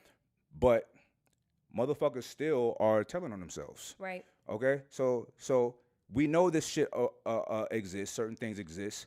Why we can't play chess? Why we can't be smart like everybody else does? Here's the thing. There's a lot of tactics. There's a lot of things that white people do, let's say, to not pay taxes or whatever. We can do the same thing. We can do the same thing. There's no reason for us to not, like it's egregious to not be a millionaire these days because it's so much access to so much information, and it's not hard to, and right now the government is giving money away. Will it fuck the economy in a few years? Maybe. But right now they're giving it away to their people. They're not used to black people taking advantage of this shit too, right? So here's the thing. There's a lot of bullshit that exists in this country. I'm fully aware, like I'm hyper aware of it. However, what do I do with that information? Do I just talk about it all the time? Or do I dig my heels in and apply myself to advance in this world? Here's the situation, Mike, is that you... Hold on. What's wrong with that? And Nothing's don't wrong say with it's that. me. Don't say it's a me thing. Nothing's wrong It's with not that. a me thing. No, I'm not the nothing's only wrong. one doing this. Nothing's wrong with that. I am gonna... And this is something anybody can do. I'm gonna say that, one, you're the exception to the rule. I'm not. I am. I know say, so many that's people. Number two. Okay. Number two. I'm gonna say that you're the exception to the rule. I'm going to say I'm going to say that the criminal justice system is set up to incarcerate as many black and brown people as it possibly can. I'm also going to say, like, the bail system, the plea bargaining system. Let me stop you there. Let me stop you because I've been through the system. The reason many why times. I've been through the system many times. The reason why Melyssa. the criminal justice system favors white people more than it does black people is usually because they have the money to have competent counsel, where we are left with public defenders that are either inept or they are overworked. We are less likely to be given bail. We are more likely to be encouraged to accept fucked up plea agreements that land us in jail, create a felony record. When we get out, our civil liberties are fucked. Like, this is the definition of systemic racism at work. And when with your particular situation, why didn't it work out for Khalif Browder? Like, why didn't it work out for him? Like, there's so many Khalif Browder stories. One day I want to sit down with you. I want to sit down with you off camera and go through one of those cases, and I'll show you why, right? Because I know the system. I studied that shit like I'm a lawyer. I could be a lawyer right now, right? But anyway, here's the thing. I don't disagree that all of that shit exists. But so what? Do I just accept it? Or they put this gang injunction on me. Fuck it. I'm about to ride this shit out, my nigga. Like, shit, nigga, I'm about to do, 22 years. What? Is that the vibe? And then blame it on, like, 22 years later or 15 years. They finally let me out in 15 years. Oh, this man was protecting his house and got 15 years of unjustly. No, fuck that. I'm not letting nobody lock me up for something that ain't just. I'm going to fight that shit, right? I'm not going to lay down to it. And I'm not unique in this. I know other people that's doing way doper shit than me, right? We have access. This is what's dangerous to our people. All right, we have so many issues. Yep. And it's everybody else's fault. Fuck that. Who cares whose fault it is, right? Let's just handle our issues. Let's fix our issues. Let's fix ourselves. Let's get our lives together. That should be the message, and that's the vibe. I think that is the messaging that a lot of black people receive, I just think that I don't see that shit. This is a Canadian saying that the rules are set up against black folks in this country, and they continue to do so. That's just by observational standpoint. Remember, fuck my opinion. That is what I see, and this is from somebody who had a lens of growing up in one of the most liberal countries in the entire world, in an interracial household, who now sees things for the way that they fucking are, because it's like it's a constant every day. Let's scale back to something you said earlier, and this is not my complete reality of me being in this bubble because I live in Orange County. Because listen, I'm in the gutter too. You know what I'm saying? I'll never lose my edge because I go back to where I'm from, and I do a lot of shit in the community. How'd you get there? How'd you get to the gutter? work my ass off. No. I mean, like when you're going to the gutter right now, like how are you? Are you in your Maybach? Are you in your? I don't have a Maybach, but however I want to go, you know what I'm saying. But so here's the thing. Let's say that I'm in my bubble, right? Let's say I'm in my bubble, right? Was I given the means to be in my bubble? Was it not just my own hard work and grit? I would never, ever say anything to the contrary. Okay. You are, like I said in the beginning of the show, you are one of the most disciplined, hardworking motherfuckers I have ever met. It is admirable. All Absolutely. I'm not taking shit away from you. Let's stop there. Now, what I'm trying to do is give my people a blueprint, right? Okay. Now, you operate in the entertainment industry, right? I've been there before, and I got out. I'm gonna tell you like my spirit. They were trying to court me to be the next guy, right? I'll tell you about all of that shit after this, right? Big time director, black director, and there's some, a very famous black dude who what kicked him off was a movie that they wanted me to do. However, I seen so much grimy shit. Fuck Hollywood. I'm out of here. I don't want to do this shit. I walked away from it. I walked away with my dignity, right? So life is still good. Now, that world is fucking disgusting. I'm sorry, it's grimy, right? It's a lot of ugly shit in it. It's fucked up. Now, let's say that I am just isolated in this bubble in Orange County. My reality is great. Yeah. Now, your reality is this entertainment industry with a lot of fuckery. It's a lot of fuckery. Let's not like act like it's not to win a point. No, it's 1,000% a lot of fuckery, and I have made it since so much life has happened to me in the last 3 years. I have kind of ascended out of it. I tried to do everything that I can, find ways in which to create streams of revenue that are not that don't rely on. I want to help you with that because I remember we talked about even some people you were dealing with that it was just egregious, like how they were treating you, and I'm like, huh? Yeah. But that's that world. Yeah. So a person's perspective is going to be skewed to a certain lens if this is what you're around. Right. My reality is different because I have a different things that I see. You know what I'm saying? That's my decision. That's my choice. You know what I mean? So I can go and get an agent and try to do movies and shit now. Like, I don't want to. I have no, you know how many people like, yo, you should do? Nah, it would be cool, but nah, I'm good. You know what I'm saying? I'm cool in my little world, my little bubble, right? Raising my kids. So, and having my sanity and my peace of mind. That's important. Here's the thing. They did studies in a hospital. These people of a similar age, it was like 12 or 18 people, however many, similar age, similar types of illnesses, right? One side, they had a view of a wall. The other side, they had this beautiful view of nature. The people with the view of nature recovered like 30% faster, same treatment, than the people with the wall, right? So what a person is consuming audio, visually, information, people they're around, just straight beauty. Like, cause I know when I was in Miami, living on the beach, I woke up in a great mood every fucking day. Like, this is great. Yeah. I was that motherfucker on Instagram like, hey guys, what's up, man? Hope y'all having a good day. You were a smiley ass motherfucker when you were in Miami. You know I'd never seen him smile. I didn't even know the motherfucker had teeth. Right. You feel me? But that's a real thing. Right. Our immediate reality is our world, and it means a lot, right? We always want to, like, listen, we attach ourselves to the struggle, which is honorable, right? But what's most important is for you is you. I don't give a fuck. And that's empirically absolutely correct. You are the most important person to you, because if you ain't good for nobody. Right. And it's the same with me. I have people that very close to me that depend on me, so I gotta be good. You know what I'm saying? So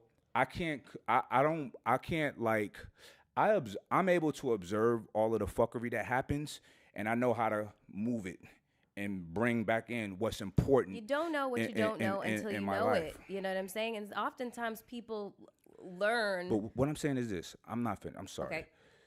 My brothers, my black brothers, my Latino brothers, stop fucking around. Stop fucking around in the streets. Don't get in trouble, because it is set up for us to lose, right? Petty shit for us to do major time. Don't do petty shit. Fucking humble yourself and go to school, get a job. I don't give a fuck. There's no job that should be demeaning to a man. making an honest living is never anything wrong with that. You know, we have to see, we can talk about all of the shit that white people have done and set up, but we not taking accountability for our shit. Like, let's not get in trouble. Yeah, but they shouldn't have to. Yeah, you're right. But we shouldn't do anything illegal. We should try to. Now, of course, there's outlier situations to where we're not doing anything and then we get fucked with. But that is not a common thing. You could take a pool of 100 people and ask them all, like, how many times have you been arrested unjustly? Black people, like, I haven't. We just see the horrible shit on the news, and it's imprinted in your brain, and you feel like that's just reality, and it's not always reality. I'm gonna give you an example. My boy Tony, shout out to Big Tony. Back in the day when Trump was in office, I was like, he a cop. I said, yo, why y'all all like Trump? Like, what's the deal? And he said, he didn't really have a good answer, but he said, you know, this is better with him. Like, I said, how? He says, you know, unemployment is down. I said, how do you know? He said, you know the numbers. I said, bro, you would not know if unemployment is down or up unless you was losing your job or there's people in the street begging at a crazy rate, or, you know what I'm saying? You're just going off of what somebody said on TV, on the news. A lot of the shit that people say, we don't really know. And they putting shit in your brain all day, every day. We consuming this bullshit, this bad news. Fuck the news. I don't fuck with the news at all. See, lights, baby. I don't fuck with the news at all. Right. Because fuck that shit. If I do, it's entertainment, whatever. I don't trust them. It's an agenda. Even when it's something for us. Like all the Black Lives Matter shit and the fucking whatever. I take that shit with a grain of salt. I don't fuck with none of them. They're tugging at people's emotions constantly. Why? We got to ask why, right? Because in marketing, the best marketing tactic is to tug at feelings, right? Try to give some kind of emotional response to something. They do it in church all the time. Right. They get people all fired up and then pass around at that collection bin. Oh, hell yeah. Media companies are at the, you know, the mercy of advertisers. They need eyeballs. And so, Right. you know, if it 100%. bleeds, it leads. So, of course, 100%. you know, feel good news is not going to, you know, encourage people to watch. People are going to watch because they are having a visceral reaction to what they're watching. And usually our visceral responses are usually our most negative responses, you know? So, I mean, this is, everybody knows this. You know what I mean? But people don't, you know it. Everybody don't know it. The general population are clueless to it. The greatest. They're just getting tugged along. But the greatest minds and the most, you know, well-rounded people can still fall victim to that kind of shit. You know, like I remember when Hurricane Katrina hit, and I would not stop watching the news for 2 weeks straight. 24/7. Like I was constantly watching and I was like, oh my God, I have to do something. My fiance at the time was like, what, Melyssa, what the fuck? Like, what the fuck is watching all of this shit constantly? What are you going to do? And it makes me think of, you know, the woman that you were talking about earlier with the son and, you know, like, what's she going to do when she has a priority right here? Right. You know what I mean? Yeah. But it's like, I think the natural human default is to move towards the negative. It really is. It is a conscious. I don't think so. I think it's a society thing. From a psychological standpoint, I think that it is, thing. and I think that it is a conscious decision and takes effort to find happiness, or at least, you know, because I'm very careful about the pursuit of happiness. Happiness is a fucking transient emotion, just like sadness is. That's why we can't, you know, sit and stew.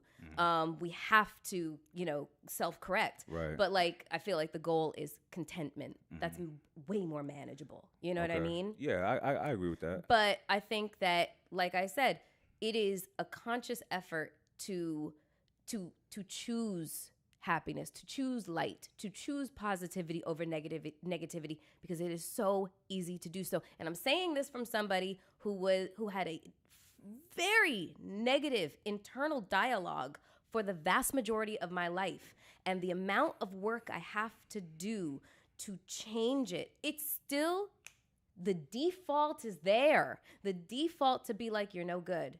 You're lazy. You're unmotivated. What's wrong with you, Melyssa? It's there. I have to actively be like, bitch, go back to your corner and shut the fuck up. She's always there.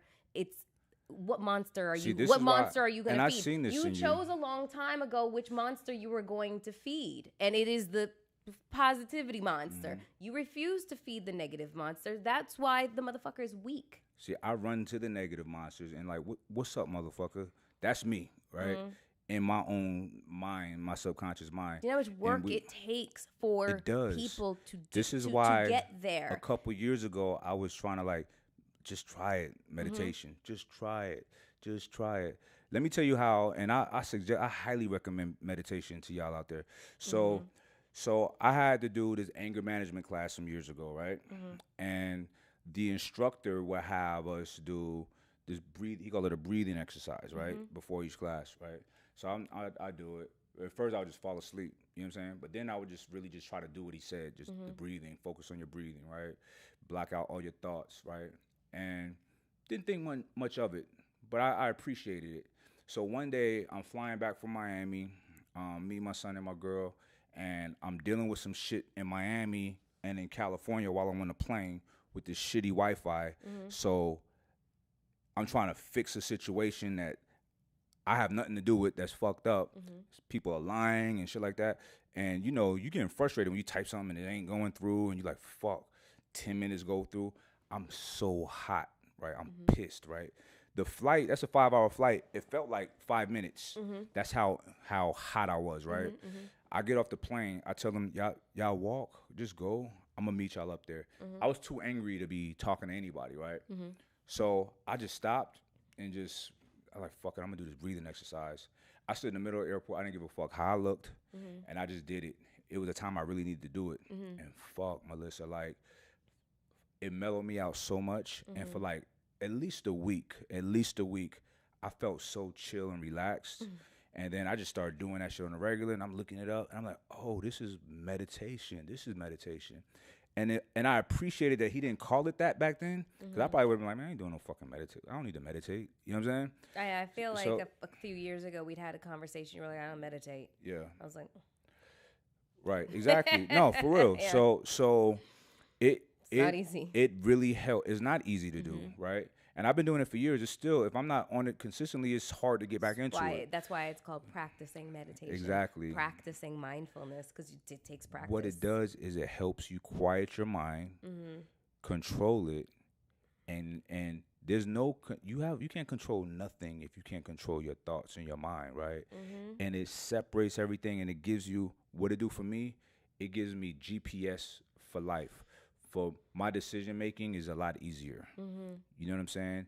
And it prioritizes what's really important in your mind and in your life, right? So I experience that on the regular, you know. And every morning I go sit in a 180-degree sauna after my workout, and I do my mindfulness meditation in there. You know what I'm saying? And there's actual physiological and mental benefits that are proven through science with this whole sauna vibe too, as well as meditation. So I'm getting them both in one shot, as well as me exercising every morning at 6:30. You know what I'm saying? So these are tactics I'm telling people that will level you up. It will level you up. It will level you up. And just like the guys that were saying, well, he's genetically this, and I'm not, motherfucker. When I don't lift, I shrink up. I'm thin. You know what I'm saying? I'm wiry. You look at my sons, that's my physique, that's my frame. I got to do a lot to put on muscle, but I do it. Yeah. You know what I'm saying? That you don't look at a person like, well, yeah, but you got muscles and you got money. Motherfucker, I work for it. The muscle and the money. You know what I'm saying? Can I ask you, like, yeah, does it bother you that they make the assumption that that people make these assumptions about you that, like, well, you're naturally built like that, and you don't really have to put in effort and work, that it just happens. It happens. It comes naturally through fucking osmosis. Does it bother you? Because I feel like it does. It's just bizarre that people would think like that. Would type that kind of shit and hit send. Like, you think about what you're saying, bro. You know what I'm saying? So it's like, that's not, these same people should be looking to me for a blueprint. because I'm no different than them at some point in my life. You know what I'm saying? Don't be mad at me. Like, I'm winning the game because I'm playing the motherfucker to win. Right. I'm not just existing. So many people just exist. You know what I'm saying? And for those out there who's with it, really listen to what I'm saying. It's not a secret, right? It's not some tactics that I know that nobody else know, right? I'm telling you what I do. And some of y'all can be like, I ain't doing that shit. Okay. And I'm not saying that what I do is going to work for everybody, but I fucking meditate every day and it shit works. You know what I'm saying? Like, I fast. That's a form of suffering. Do you go to therapy? I have went to therapy. I've done therapy. You have? How long ago? Right before. I stopped when pandemic hit? COVID started, yeah. Okay. And it was cool. However, I have issues with it, and I'll tell you why. It's for a set amount of time. Once we get going, all right, next week, I don't like that. I don't like that. It's the timing thing is just weird to me. I don't feel like talking about that next week. You know what I'm saying? So, and you know, this person is a job too. And this person was highly recommended, and she was good. But it's just, I think that's the best part about therapy is that it is their job and that they don't have a dog in the race. That you get to unload the ugliest parts of yourself, the things that you can't even believe you're actually saying, to a non-judgmental, here's the thing, person who's like completely removed and isn't going to, like recoil in, all right, in so revulsion. I'm this person as well. You got to understand that I'm not the average person in that I'm not honest with myself. I'm extremely honest with myself. I think I'm able to walk through so many doors because I am so fucking honest with myself, right? So my shortcomings, I go to it and I deal with it. You know what I'm saying? What do you think is one of your shortcomings, if you could be transparent about that? Right now, I don't know. I got to really think of it. But listen. I'll tell you my two big demons that I dealt with most recently. Go. One was my relationship with my brother right there, T, right? Okay. I would flex on him sometime. I would get mad. I would be short with him, right? And the reality of it is, when I had to really sit and think about it, I'm like, yo, we've been friends for 20 plus years. You're older than me. You're my elder. You're a good person. You're always here, right? Like, you're reliable. You're a good fucking father. You've never done anything foul to me. I feel like a piece of shit right now for how I've been with you. Please forgive me for not being a better person to you, a better friend. Okay. Right? That was one. And the other one was lying. Little white lies, right? Yeah, like, I didn't see her. Nah. You know what I'm saying? And I realized how egregious and how ugly and filthy that is. I found so much love for myself that I will never allow filth like that to come out of my mouth, right? People that I interact with, that I deal with, I care about. So I will not disrespect you with not being honest, right? And I love myself to not do things that I feel like I need to lie about, right? So God forbid I'm drinking and driving and I get pulled over and they like, yo, I pulled you over. I'm gonna tell them, yeah, I get it. My bad. I don't drink and drive though, right. So that's something I don't have to worry about.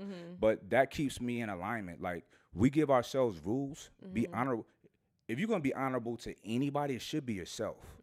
I care about myself, right? Because I'm the source of life for people that I fucking love wholeheartedly. You know what I'm saying? So yeah, I'm a little bit different. When I have demons, I deal with it. Those were and I've been dealing with shit for a long time. You know what I'm saying?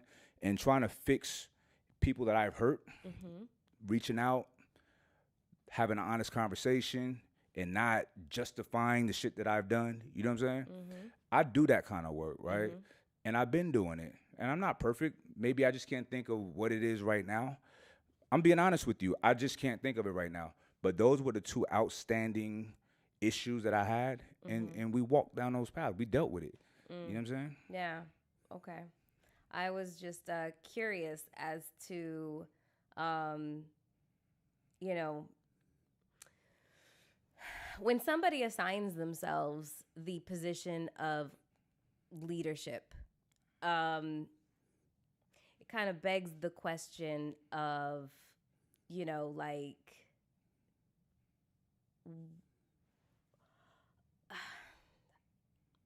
keep in mind, I don't put that on me by any means. where does it come from? Leadership. Yeah, like the notion that you are one. The fact that I live my life and people choose to follow. Okay. People choose to gravitate towards the concepts that I put out and things of that nature. So this is the question that I was going to ask. Do you think that might have had like an effect on you in terms of I got to live up to this role? No. Well, besides that, do you think that might have had an effect on you in terms of maybe ego?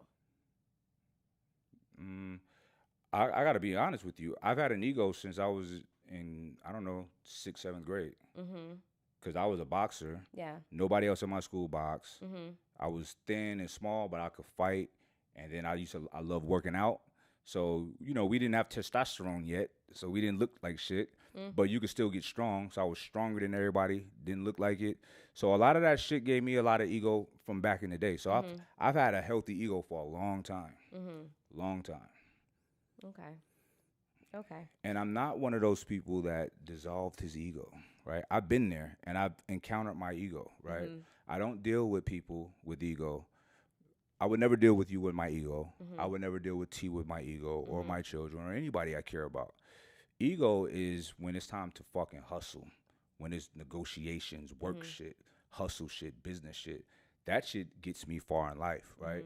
If I didn't employ tactics of the ego, I don't know, guys, it's okay. You guys go first. Like, nah, you're going to get ran over. You know what I'm saying? Because I'm coming, motherfucker. Like, so, yeah, I know when to pull them out. So ego equals strength. Yeah, for me, yeah, strength, confidence, and it's a silly type of confidence to an unrealistic confidence. That's my ego. Right. Yeah. That's interesting. My ego is big enough to go make me bench press 500 pounds. That's double my body weight. That's silly. Yeah. You know what I'm saying? I can get seriously hurt doing that. Yes. But my ego made me go do that shit. You Yeah. know what I mean? I got ego. Yeah. But great risk, great reward. Yeah. I ask these questions of just kind of like whenever I get into like a conversation about, just self and existentialism and shit like that. What's your concept of ego? I think that with ego acts as a blinder.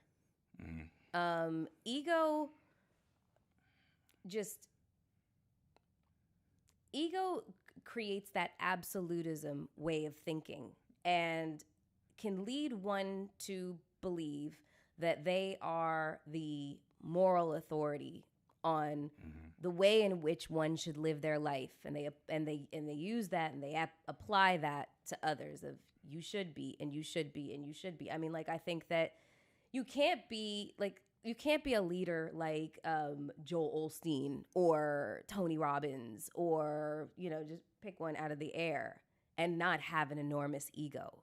The two go hand in hand with each other. Not to say that these people do not have good intentions and other incredible attributes, but it takes an enormous ego to believe that you are the guiding force for the masses. Oh yeah, for sure. You know what I mean? And in that way, it's so funny and ironic because how can altruism kind of exist with ego? You know what I mean? Like it's so. Well, here's the thing. This is how I manage that, right? The whole altruism aspect, and is that egocentric? Oh, I'm the one feeding these people, right? So when I first started feeding people, right, the first time I did it, my father, we was talking. It was like Thanksgiving or something. I don't know what it was. Maybe it wasn't. And every week, this particular day, he's missing. And I was like, Pop, what have you been doing? And he was like, I was doing the soup line or soup kitchen, some shit like that. I'm like, really? I'm like, why you didn't tell me? He's like, I don't know. I've just been doing it for a while. I'm like, that's dope. So One year I had like this is when I was living in Arizona. And Arizona in the winter is cold, right? Yeah, the desert's fucking freezing. Right. So all out of my merch, I had a bunch of hoodies that was like the print was off or whatever defective. So I'm like, yo, send me all of the fucked up hoodies. Just send it to me. So Christmas Day, I'm not big on like big family shit on holidays because I don't like holiday food. I know it's weird, but I don't. I don't like overeating like that. I just don't. It's not me. And I just want to be in my own vibe with my family, which is my children. You know what I'm saying? So Elijah and I, we wanted to go and give out these hoodies to people that was outside, that's homeless. So we went and did that, and it was dope, right? So then I started doing it more often. And then one day I was like, fuck it, I'm gonna do a video and put it up. And then people, you know, they were going to town like, oh, who's better, the person that does that in silence or the person broadcasting it to the world? And I was like, fuck who's better. What's important is people getting warm clothing that's outside. Like, why don't you think about that? So then but it did make me think, like, who do I think I am showing people this kind deed, right? Am I one of those people? Because I see people filming themselves handing somebody money, and I think that shit corny as fuck. It's disgusting. It's like, bro, get the fuck out of here. It's disgusting. Right? So, but my intent was to show other people, like, yo, this is easy to do. Right. It don't take a lot of effort or money to go out there and do something kind for people, right? So I had to think about it. Is that egocentric? Like, I'm the one to help? Like, I'm the one to help? And at the end of the day, it's like, you know what? Maybe, but people are getting help. You know what I'm saying? You know, there's things now that we do that nobody know about. Like, there's a move that me, Sean, and Mark just made with the company to you know, something very charitable that we made. We talked about the other day, and we were like, nah, let's not post about that shit. Like, fuck it. And the only reason we would be to bring attention to the organization, right? But we didn't. We didn't say nothing. We might, but that's not even a concern. It's like, let's just help, right? And I'm with that vibe. I'm with that energy. You know what I mean? So, but yeah, I mean, I can't lie. I've donated to people's GoFundMe and made sure my name was on there. You know, just so people could see I helped. Like, that's ego, right? So, you know, maybe it is ego, and I'm not perfect. You know what I'm saying? But I don't think ego is always bad. You know, it's how it's used. You know what I'm saying? Agreed. It's how it's used. Agreed. And how I deal with you and with anybody else I care with is with love. Right. Even if I'm just sitting having a conversation with somebody that I just met, right? They want some advice or whatever. If I'm taking the time to really talk to them, because there's a lot of people, you know, I talk a lot, but there's a lot of people who think I'm quiet because I just don't feel, I don't want to. When we met, I was like, who the fuck is this dude? We were at the boxing gym, at Hino's boxing gym, Hollywood Hino. Shout out to you, Hino. Shout out to Hino. And Mike was sitting there at a table, and I was working out, and I didn't even notice him. He was just sitting there at a table, like on your computer, and I did a double take. I said, who the fuck is that? Hey, And I was just like, and I thought to myself, I was like, I've never seen him before. And it's like, it's rare for me to have like not seen, like, especially out there in Beverly Hills. Who the fuck is this guy? And then you got in the boxing ring. I was like, oh. And then I looked up your Instagram. I was like, oh, who the fuck is this guy? Right. And then come to find out that some of my friends who are not on social media at all, they get on YouTube. Right. They're like, oh, Mike Rashid's the man. I was like, okay, cool. You know, so you were quiet as fuck. So I can see why people think that you are naturally just kind of like a quiet person. I think you're like an extroverted introvert. You know what I mean? Yeah, it's just, but see, here's the thing. Children like us, we had to learn social skills. Right. You know, like we had to learn to fucking talk. My grandfather used to be like, oh, Mike, they'd be like, he's so quiet. Like, Mike, he's not shy. He's like a frozen piece of meat. He just needs time to thaw out. That's funny. You know what I'm saying? But here's the thing, like, I need to melt around people I'm comfortable with, right? There's a lot of people I'm very quiet around, and they don't get nothing out of me. But if you're getting something out of me, I care about you. Yeah. You know, even like some of the young guys that come around, I'll be making fun of them. We cracking whatever, but I care about these motherfuckers. You know what I'm saying? So I'm a lover. I love people. You know, I'm not. You're Pisces. Yeah, and I have a great love and adoration for the opposite sex. I know we was talking about the battle of the sexes, and we could bring it back to that. Yeah. And I'm gonna say it like this: listen, guys, like whether you subscribe to red pill philosophy or not, this is something new to me that I just heard. I never knew this existed.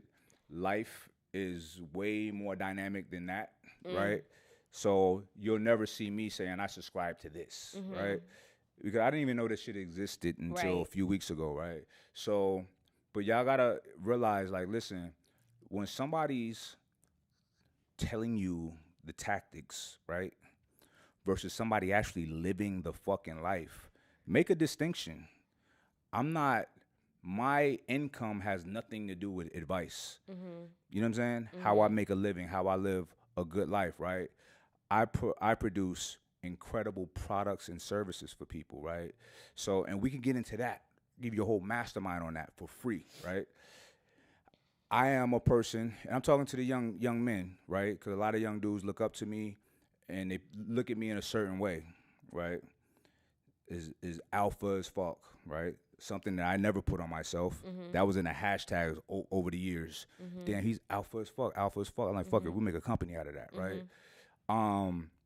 You know, women. Yep, I've had pick of the litter, like all my life, and that ain't got nothing to do with money, right? And I wasn't buff back in the day. You know what I'm saying? Because they was talking about that on the other podcast today. That wasn't the reality. I use my brain, right?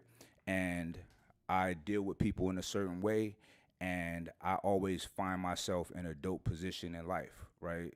So, but when I was young, I played chess. I did all the weird shit that, you know, some would make fun of me for doing, but it's cool now, right? I did a lot of shit that the average dude wasn't doing, and I tell some of the homies now, like shout out to my boy Miguel. We was talking earlier, but I was giving him some advice the other day about, yo, he's young, he's smart, and he's talented in marketing, right? And I said, you got to stop. Don't be where everybody's at in the common spots. Like where I go, like say for instance, to train at Lifetime is like older, successful people, and they're so intrigued by me. I said they would be intrigued by you too, because you're young, and so what do you do? And so you want to be, don't be in all the common places where everybody's at. You want to be a boss at some point, you got to do what bosses do, mimic bosses. You know what I'm saying? So, and I have legitimate connections that I made in the sauna that is putting like one of my companies in grocery stores. You know what I'm saying? This is the shit you see on Billions, on movies and shit. You know what I'm saying? It is real life if you put yourself in certain situations and positions. Don't chase women. Don't do it. Don't do it. And y'all can look through my videos. I've been saying this shit for years, right? When I was a trainer, just a personal trainer at this gym called Metroflex, I noticed, man, girls, like, any girl walk through the gym, everybody like, oh, shit. It wouldn't even be a hot girl, but it's just like, it's like in jail. Like any woman that worked there is like, oh, shit. Yeah. So I told him, I said, look, I called a meeting. It was for one guy in particular, but I made it about everybody so he didn't feel singled out. I said, look, guys, stop fucking with the girls here. Right. I said, if I'm fucking with his client, it ain't gonna work out. And then she gonna stop coming. It's fucking up his money and this one and that one. And you making the reputation bad because everybody already think trainers are creeps, right? Niggas is creeps. You know what I'm saying? But let's break that. Like, where you do not shit where you lay your head. So it's like, if you take this shit serious, take it serious. And I never fucked around like that. Now, I have dated girls that I've trained before, but they had to really press the issue. You know what I'm saying? Yeah. And it was something real. It wasn't like, oh, I just fucked somebody up. I'm not going to fuck my money up. You know what I'm saying? So don't chase women. Qualify yourself to be in a position to where you have a bigger pool of women to choose from. You know what I'm saying? Or they have access to you. So when you fucking broke, what kind of woman you really, Well, we what were kind having of, a conversation about drugs, earlier, and alcohol and wine consumption and addiction and stuff like that. But like, you also have to, really understand that we can form codependency issues with people and with sex. The vast majority of us, and pandemic totally exposed this, have mental health issues. The vast majority of us. Nobody's fucking exempt. Somebody's working on something at all times, and some are worse off than others. And the reality is that a lot of people are in relationships that are unfulfilling, but it's a codependency issue. You know what I mean? Or the need to use other humans as masturbatory tools. Honestly, like literally, like just to have sex with a body. And it's not about the person. Right. It's just about like not wanting to jerk off or use toys or whatever the case is. Right. So, it's just like that false sense of I'd rather jerk off than be with somebody I don't want to be with. Like that false sense of intimacy. But that's you. Yeah. That's you. Like you're a different person. I don't want to deal with that shit. Like, there's a lot of people where their drug of choice is codependency on another human being, physically being there, physically, being in their company, touching them, and sex and whatnot, in order to avoid what their real problems are, their dysfunction or their lack of ambition, like I keep referencing the human condition. It is not a man thing. It is not a woman thing. It is an all of us thing. We all have things about ourselves that we're trying to ignore and hide and disguise and whatnot. It's up to the individual to like really do some contemplation and introspection, but that's growth. Not everyone's going to get there. Not everyone's going to get there. Not everybody has the tools to get there. And you definitely are not going to reach everybody, no matter how much you want. That's, I'm not trying. I'm not naive to that. I know you want to. No. I don't. I'm going to be 100 with you. I don't care what people do. Just to keep it 100. Right. Now, I feel the least that I can do for having people tuning in to me, however many people's watching this feed right now, you know what I'm saying? I appreciate them. So I will give y'all what I feel like is the best information that I can give. You know what I'm saying? But if you don't take it, that has nothing to do with me. I don't give a fuck. Like, that's on you. Yeah. What's crazy is, I don't, people probably won't believe me if I fucking when I say this, but I've been celibate for over a year and a half. I believe that. And, like people will, it doesn't matter what people say. I know the reasons aren't because I'm saving myself. Well, kind of sort of now. But the reasons why I became celibate was my mom got sick. A relationship ended pretty much at the same time as me discovering my mother had cancer. I thought he was going to be there for me, and he did the complete opposite. We'd been dating for 7 months. I thought that this was really going to be the guy. We'd been taking our time. It was a totally different relationship from how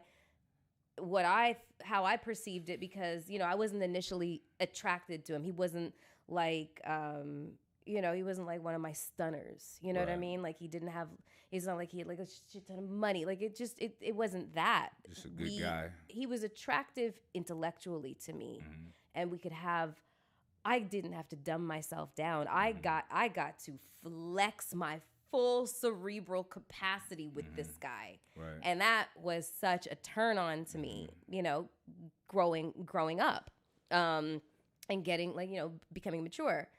And so when my mother's cancer diagnosis, when I told him about it, he did not react the way that I thought he was going to.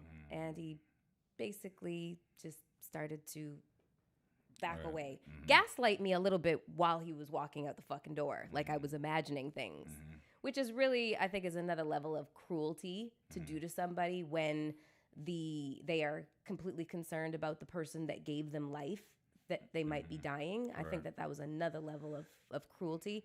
And so my mom just continued to get sicker and sicker and whatnot. And then she passed away. And I literally have felt like just a head. You know, I call it dead from the neck down. You know, my body has literally been transporting my head everywhere because I'm in my head constantly. I'm just up here. I'm trying to compartmentalize. I'm trying to heal. I'm trying to acknowledge. I'm trying to contemplate. I'm trying to be introspective. I'm trying to do so much stuff that requires and takes so much energy that I had nothing left down here, you know? And so just recently, you know, I was in Costa Rica, you know, people would say I was like posting thirst traps.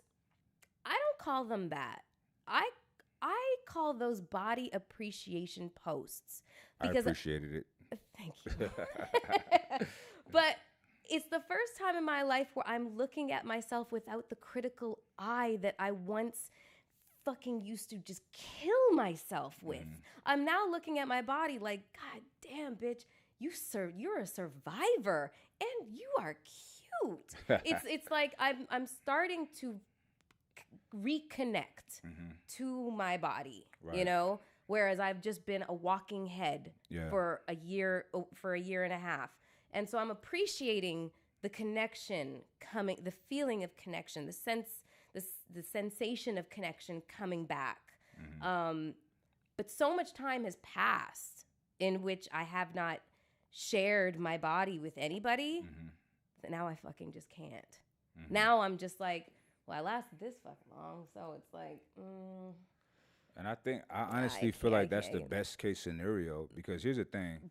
This is what, you know, and it took me. No, but wait, hold on. Okay. Save that. Because one thing that I did learn on this journey of pain, like, and mental fucking anguish and just having to sit with myself is I may have had standards and I flexed the fuck out of those standards. You know, any guy with me has to do this and be this and da-da-da. But I had no boundaries. I didn't realize that there was a difference between the two. I learned that late in life. Give me an example. Boundaries and standards? Like with your situations with the guys you was dealing with. You didn't have boundaries in terms of what? Boundaries in terms of letting it be known I'm not gonna show a grown ass man how to love me. You either want the job or you don't. But I'm not going to express something that is just, you know, disturbing to me, you know, like, or bothersome to me as behavior. Then you wouldn't? No, I wanted to be so cool. I never wanted to be perceived as needy. And then I realized, you know, with my mom passing away, there's a difference between needing and being needy. You know what I mean? I need love. I need affection. I need companionship. I need these things. And there's nothing wrong with the fact that I need this stuff. But somewhere along the line, I got this warped sense of thinking about neediness being equal to clinginess. And that I viewed as very unattractive because I was like, no, I'm tough, I'm strong, the composure, that poise, you know what I'm saying? But no, and that vulnerability of needing someone is highly fucking attractive, actually. Yeah, for but sure. I just didn't see it that way, you know? The reality is this. I tell people this all the time. If a woman is clingy, needy, whatever, that means she fucking love you. She's into you. And no man is going to be bothered by that unless he's just not into that woman. But I also equated neediness with clinginess and jealousy and all these negative characteristics. Listen, hold on. That were not, that I did not. Is jealousy really negative? It's not. It's not. It's what you do with it. Unless if it's going to make you cut the brake line in a motherfucker's car, then it's fucked up. It's what you do with it, right? And for people to act like, oh, I don't get jealous, like, or you're weird, or you don't give a fuck about nobody. I do. You know what I'm saying? I'm not going to go and trip the fuck out. I'm not going to act on it. You know what I'm saying? Just like people talk about hate. There's a person or two on this planet that I hate. I absolutely hate. Okay. I'm not gonna go kill that person. I'm not gonna do anything to them. I won't even communicate with these people. But I hate. That's a real thing. I'm not gonna act like, oh, just because somebody said, oh, thou shalt not hate or whatever. I'm like, what am I supposed to feel if somebody done something horrible to someone I love or to myself? You know what I'm saying? Fuck them. If I grow out of that, then I grow out of that. But yeah, I hate like a motherfucker. You know what I'm saying? I personally don't see nothing wrong with that, with jealousy. Just like there's nothing wrong with happiness and being excited about people or whatever. This was just my journey of growth. Right. You know. That's you got so much. The fact that when your mother got really sick and you dealing with that relationship shit at that time, that crushes people. One of those. And I literally just recovered from my near-death car accident. Right. I will say this. So the last 3 years of my life, this is what I attribute the attributes of leadership to, is people that's really been through shit and they still here. Yeah. You know what I'm saying? Because you got perspective. Yes. You can speak from a position of experience. You can speak from a position of pain and suffering. Yes. There's no strong or powerful person that has not experienced pain and suffering. Right. Suffering, stress, whatever it is so important in the development of oneself, especially trying to be a powerful person, right? Yeah. You have to go through that. The nature of stress is to strengthen, right? But we got to deal with it the right way. Right. There's a different type of way to deal with stress that ain't cool. Right. Tripping the fuck out, cutting tires or whatever the fuck. Right. Committing a crime because you stressed out. Drinking. Yeah. You know, but you deal with it the right way, and it sounds like you did. It seems like you did. I know not everything's perfect, but I always, like I said, I get very careful on using subjective words like I did shit the right way, you know, because my way was just my way. The right way for me, where somebody would do something different and that will work for them. So I just caution. I walk around with caution, you know, constantly inside my head of applying judgment. I check myself really quickly just because of everything that I've been through and how harshly I have been judged, past and present. I choose not try my best not to do so. But you know, like kind of going back to like the whole, you know, celibacy thing, it has allowed me also to like realize the whole boundary issue and the difference between standard and boundaries, and realize when somebody really actually is interested in me, because sex is off the table. It just is. Right now it is. It's off the table. So how are you going to communicate with me? How are we going to communicate with each other? What are our interests, and do they line up with each other? You know what I'm saying? And so and then just going back to the overarching theme of what we were talking about, battle of the sexes. It has allowed me to like kind of clear away the detritus inside my brain and that's a good word. Thank you. That's a good word. It's one of my favorites. It has allowed me to do so, in which I view comment sections with just a different lens and reading between the lines of what people are saying. And sometimes there's people in there that will be making a whole lot of fucking sense. And then somebody comes along and writes a 2 fucking word sentence, like, or just said simp. And it's just like deflection and reduction. You got fucking problems, man. Like, you know what I mean? Like that's all you could come up with when this person gave a well thought out response to what just happened in the post. Simp. Like, do better. You know what I mean? Oh, you got me. You got me. You know, but yeah, it's we have collectively I don't know what the fuck we can do to fix this, but like I said earlier, our expectations have become warped by what we see on a regular fucking basis. I have a thesis. Okay. And I wanted to hear what these women in the clubhouse talk were. So they were basically singing the praises of white men and interracial dating. I'm not going to say shit about that because I'm the product of it. However, I don't care. But you don't have to shit on black men because your experience might have been bad. Black women will fucking say with the quickness how many black men will shit on black women to say, I prefer this. You can have whatever preference you want, but you don't have to shit on anybody else to say, this is what I prefer, this is what I like. This is people that how can we have the same complaints about each other but this is that self-hatred that was taught on plantations, right? So we can get into that just a little bit, right? So you got to think about, you're into psychology. You had the house niggas and you had the field niggas, right? So the house niggas, some of them are related to the slave master, the owner of the house, or they're very docile and agreeable and compliant, so they get a little bit better treatment. They're in the house, a little bit better food, and their job is to tell on these niggas in the field, right? It was a survival. It wasn't they just hated each other, but they had to maintain their position, right? So, and in the field, they was like, fuck them niggas in the house, right? You a sellout, you a sucker, you this, you that, and the third, right? But look, I guess I have a little bit of empathy for them house niggas. I'm a field nigga through and through. I don't even want to be in a house, right? If I'm in a house, because I'm trying to get close to Master to choke his fucking neck, you know what I'm saying? But I don't even give a fuck about the house. I'm out here with my niggas, right?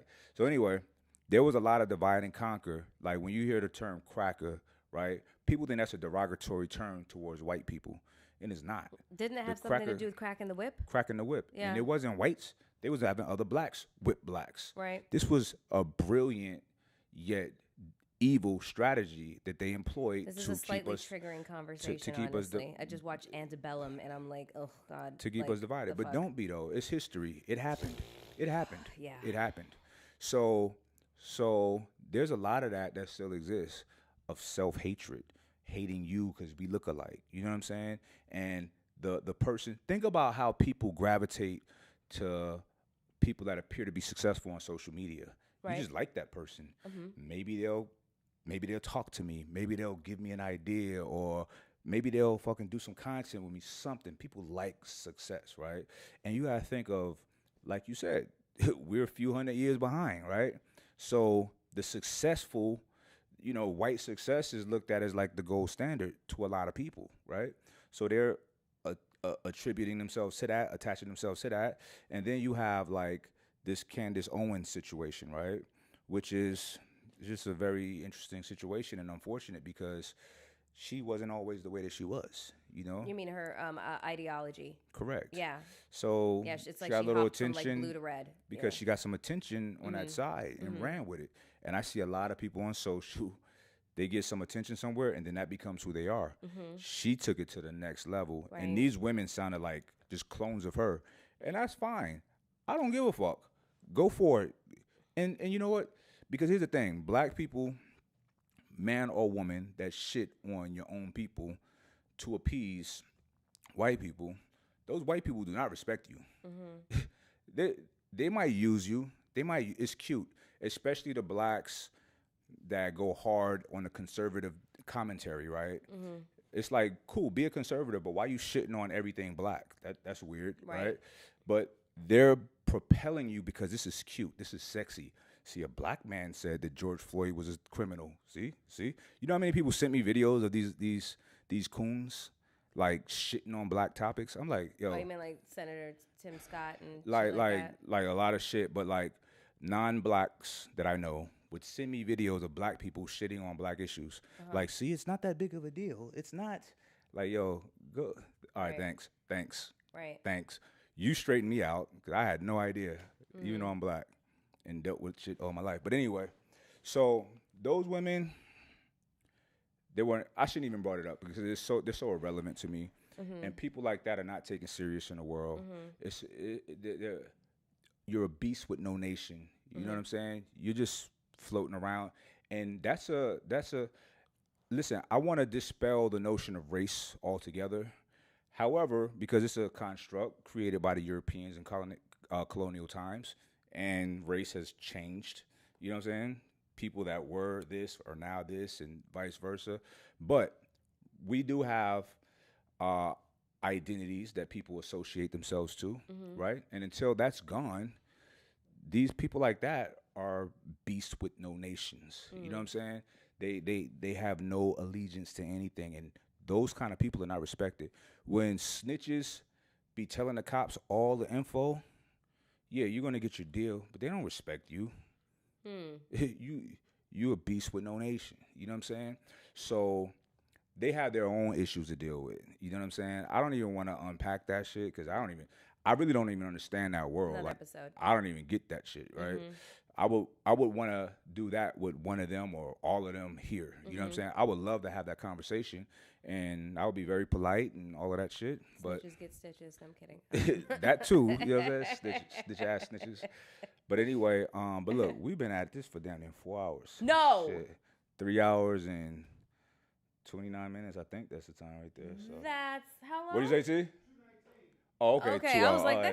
we could have just been doing this for 4 shit. hours. Nah, but it's getting time. It's about time. That's crazy. Okay, well. But look, this is dope. I love talking with you. Thanks, me too. I love female energy. You know what I'm saying? Yeah. Like, it's a lot of dudes out there that be mad about female shit, but I love being around women.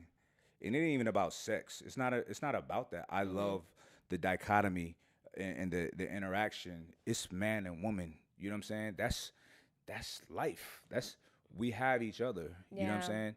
The human existence, our species, Homo sapien sapien, is successful as a species because of cooperation. We need each other. We need each other. We literally need each other, right? Yeah. So the divisiveness is it's disturbing. I have no desire to be mean to a woman. Like, I'd rather be mean to a dude. Yeah. A tough guy. You know what I'm saying? Like, I see people being tough guys to women, and I'm like, that's weird. Yeah. When I hear, people say, that there's an assault on masculinity and That's women so weird. and women get everything that they want. I'm just like, do you know how long it took us to be able to legally vote? Do voting. you know that right now legislation is being created to control our reproductive rights? And before anybody says anything about abortion, that's not even what the fuck it's about. It is about having governance over your body. Imagine people came along and told you what you could do with your body. Oh, I know where you can't, when you're in jail. So it's like, that's what it's like. It's literally like trying to, imprison us within the space that we fucking occupy. Like, I can't get over it. Listen, I've it's seen, frightening. It's so scary. It's very Handmaid's Tale. Just like a woman being uncomfortable walking down a certain street. As men, we're never in that situation. Never. That's not a thing. Never. Like, the exhaustion level that the average woman has from being hyper vigilant about her personal safety, where she is, at what time of night it is, what she's fucking wearing, what perception of what she's wearing is, and who it says she is. The assault, that this, legislation being passed on the governance of our bodies,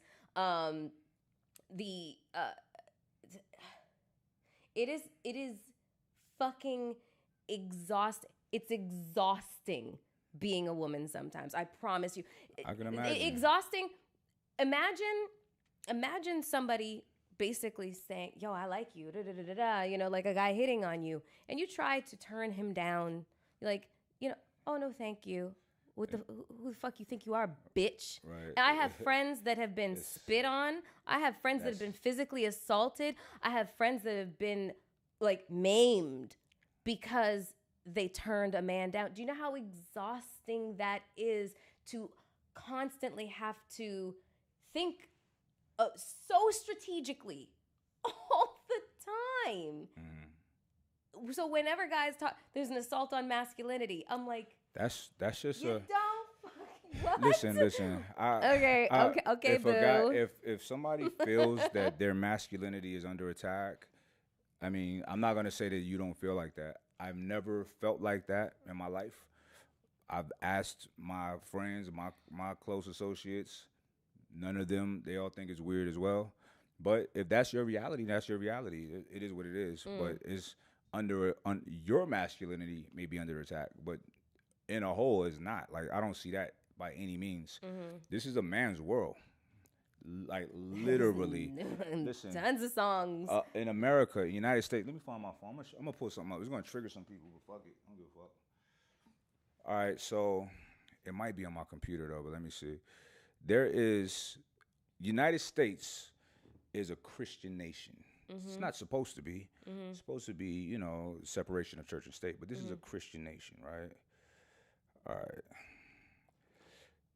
With it being a Christian nation, some of the tenets of Christianity, it shows how, women are valued in this country and in the world in a good part. Because it's not just here. Women are treated like shit everywhere. Yeah. You know what I'm saying? So even in Africa, where we from, it's not cool. Like, you know what I mean? Niggas be on some bullshit, right? But these are quotes directly from the Bible. Now, I don't look down on religion per se, right? It's the scholars, it's the way that things have been spent, you know what I'm saying, and highlighted. And, let's just take Christianity, for instance. In all religions, all Western model, all obedience authority religions are guilty of this, of just really making women second-class citizens. The first book of the Bible, Eve fucks it up for everybody. Every notable story of women in the Bible is negative. Eve, she fucks it up, eats the forbidden fruit. When God's holy, that's the only thing you got to do. You could do everything. It's such a juvenile story, right? Now, Samson and Delilah, she cut his hair, took his strength, right? It's all of this shit that women did. So this is here's a verse from, there's like pages of this shit. 1 Corinthians 14, 34, 35. Let your women keep silence in the churches, for it's not permitted unto them to speak, but they are commanded to be under obedience, as also saith the law.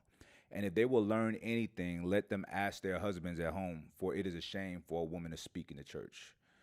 Okay, woman's sorrow, Genesis 3:16. Unto the woman he said, I will greatly multiply thy sorrow and thy conception. In sorrow thou shalt bring forth children, and thy desire shall be to thy husband, and he shall rule over thee. So women got blamed for the fall, but so he multiplies their pain, right? And the amount of time of conception in 9 months, right? And then the exorbitant pain, right? So they're not taking into consideration that humans are weird creatures that have abnormally large brains. Evolution hasn't caught up to that yet down there for y'all, right? So evolution takes thousands and thousands, hundreds of thousands of years at some point. Our brains grew exponentially when we found fire, you know what I'm saying? And started using fire to cook meats and food and unlock nutrients in them.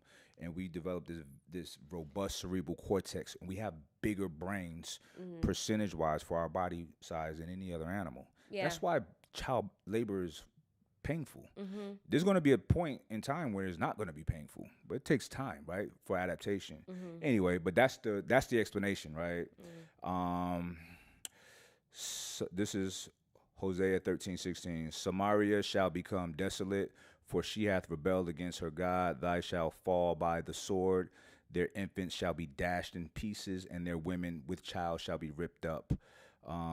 Ecclesiastes 25:13. Give me any plague but the plague of the heart, and any wickedness but the wickedness of a woman. Ecclesiastes 25:22. Of the women came in the beginning of sin, and through her we all die. Get the fuck out of here. There's verses about women being raped And if the man is not your husband, you got to marry him. Like, it's silly shit, right? And this is the tenets of the United States.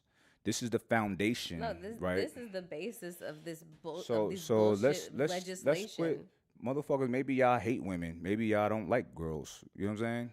But knock it off with the shit. There's no attack on masculinity. There's no war between men and women. We fucking need each other. I have dope women in my family. My mother, my stepmother, my grandmother, my sisters, I'm sorry. I'll be damned if a motherfucker talk to them crazy. You gonna have to talk to me crazy. You know what I'm saying? Straight up. So we protect women. We don't intimidate women. We don't puff up our chest and woman and talk down. Like, that's fucking silly. When I'm in a relationship, I'm like, yeah, my woman's the boss. Ask the boss. Simp. Look. I don't have to flex my dominance on my woman. That's fucking weird. I'll flex it on a dude. Right. If that's what we're doing, if we're being animals. Yeah. Because flexing on a woman is animalistic, right? I will flex on a guy. How about that? If I need to get some shit off me, I can't yell at you. I'm gonna punch a dude in his face. You know what I'm saying? Right. If my woman cheated on me, I'm gonna punch the dude in the face. He did nothing wrong. Great. I'm saying Yeah. that if a woman cheats on me, the guy has nothing to do with it. But I'm punching him in his face. So she, you know what I'm saying? Because I can't punch her. And she gonna see like, that's what you cheated on me for? This motherfucker right here? Like, nah, I'll just fuck with you. I ain't fucking around like that. But I'm just saying though, that energy, that tough guy energy towards women that's not my world. If y'all want to apply that shit, I think it's counterproductive. Women are to be protected. All life comes to women. You know what I'm saying? Yes. And motherfuckers want to act like women ain't important. And here's the thing, though, too, with y'all got to knock the bullshit off, too. Here's the thing. I was on Clubhouse, and I was in a conversation, and they were talking about how, just treat it like shit, yada, yada. I can't go out and meet a guy like this and this and this. I'm like, look, you got to elevate. Listen to what you're saying. Elevate your situation. Y'all know, a lot of women know when they stepping into some bullshit, but they keep walking into the bullshit. Right. Don't be in those kind of social settings, for one. For two, refine yourself, right? Women, qualify yourself for the type of husband that you want. And I'm going to keep it 100. Like, scantily clad posts on the gram is not conducive to an honorable man. I wouldn't. Like, that bothers me. Like, I've dealt with that shit. I'm just being 100 with you. Because what it looks like is this, is advertisement. It looks like advertisement. I'm keeping it 100. Everybody I know is on the gram doing the most. That's kind of a patriarchal way of fucking thinking. I'm a man. How can I not think like a man? I mean, I know. Yeah. But yeah, it is patriarchal. Yeah, but I don't. That's how I think. There's a difference between patriarchal and just a masculine way of thinking. But that's what patriarchal means. No, patriarchal is like the condemnation of. It's not. Yeah. Listen. No. Society has led women to believe that our entire existence is based around male validation. Okay, let me give you the definition. Patriarchy, a system of society or government in which the father or eldest male is head of the family and descent is traced through the male line. Next definition, a system of society or government in which men hold the power and women are largely excluded from it. Next definition, a society or community organized on patriarchal lines. Okay? So there's no condemnation, but yes, condemnation in the sense of like, in that situation, a man makes the rules. And you can't tell me that you're in situations or relationships with men when you're making the rules. Okay. Is that honest? Okay. So let me ask you a question. Okay. Let me ask you a question. My body appreciation posts. Does all of that disqualify me from being with a man that I deem to be on my level? I don't think so. However, what happens after y'all are together? Are you still we live happily appreciating? Ever after. I'm kidding. Are you still doing body appreciation posts? I have have no idea because I'm still trying to figure out if I actually want to be married. But think about that though. Do you think like, let's say me and you were dating, right? And I'm like, this kind of sting. Like, where you post that? But here's the thing: would that? Because I'm gonna be honest with you. Yeah. I would not appreciate. I dated a girl before that she was doing that shit before us. I'm like, she pulled me in. That was the bait. Yeah. But then afterwards, I just thought that she would stop posting like that. But she didn't, right? I'm like, yo, what you post that for? Like, what is the desired outcome of this post? Right. It was just like stars. Like, because she can't say, or she can, be honest, I just like the attention. Right. Or, I don't know, I'm advertising, right? So, you know, that was something that I dealt with. And I realized it didn't scar me like some of these fucking guys, but I realized, all right, I won't be in a situation like that again. So if there's a situation to where a woman that I'm interested in is posting, you know, sexy photos on the gram, I'm not mad at that, but I'm like, what happens when we're together though? Right. I wouldn't want that. I'm gonna tell you why. I just don't want that. I don't want that shit. I don't want my woman looking like she's average, like all right, guys, this is, you know what I'm saying? So what if your woman owns a bikini and a lingerie line? Completely different. Okay. Let's run it. Yeah. But be a boss and have other girls doing it too. I would prefer that. Okay. But if it was like something to where we're making money, you're making money, that's fine. But when I ask the question, like, what's the desired outcome of this particular post?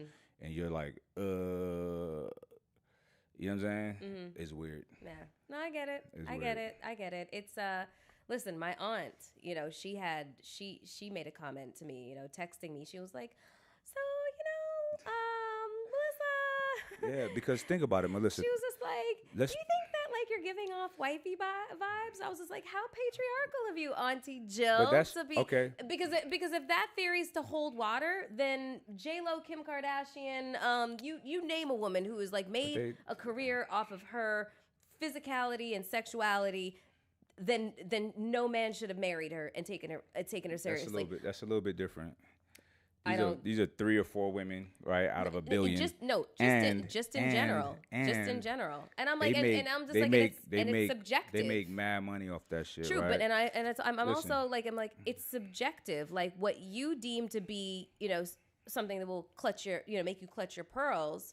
Well, you're like 65 years old. Like you come from a completely different generation. I'm not 65. No, not you. I'm just saying though. I agree with her. I agree with Auntie. But it might be a subjective thing as to which post are you talking about. You'd look at a post and be like, she's in a bathing suit. She's in Costa Rica. She's by a pool. Contextually, this photo makes sense. That makes sense to me. And that could be the photo where she's just like, but they're all. But that's not your potential husband, all right? No, I know, but it's. But I'm just saying, I'm just being honest, and I think you know what I'm saying, right? Yeah. Men, we would look at it like, ooh, oh damn, that's your girl? Yeah. Okay. Yeah. All right, I ain't saying nothing. You know what I'm saying? It's like it's weird. You know what I'm saying? So I would prefer my woman to not post like that moving forward. Right. You know what I'm saying? If you do what you do, well, I don't judge. I don't give a fuck. You know what I'm saying? Oh, your girl did porn. Like, I don't give a fuck. Cool. She freaky. You know what I'm saying? I'm not that guy just judging and shit. But when we together, shit, yeah, we tighten this shit up. You know what I'm saying? Yeah. I'm tightening my shit up. Yeah. So you tighten that shit up. Yeah. Well, we'll see how it all pans out. I literally have no idea. Like I said, I'm still like my body's still waking up from permafrost. You know what I mean? So I'm still trying to like make the mind body connection and having a good time. Because that's dope though. Yeah. I love that for you. That's dope. You know what I'm saying? So and that's growth in itself as well. Yeah. You know, so do that shit. And also I'd gained some pandemic weight. The scale was about to tip 170. What the fuck? Hey, listen, as long as it's in the right places, we ain't tripping. It's not in the right places. I mean, it was booty, thighs, calf, it was titty. It was too much. You just mentioned all the right places. I was having booty, fucking titties, knee issues. I was getting winded walking upstairs. Those are the right places. I did not like it. I didn't know who T, the are fuck those not the right places, T? Hey.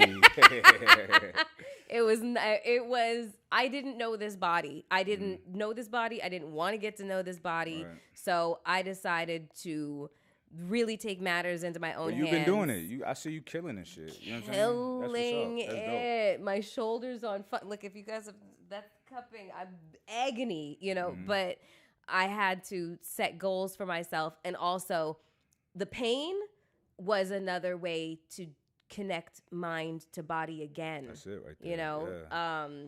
So it's, and I'm really enjoying Here's the thing, like, with relationships, some people just dating, hanging out, and they ain't ready for nothing serious. Like, when you young as fuck, well, guys, listen, women mature faster than men. Y'all do, right?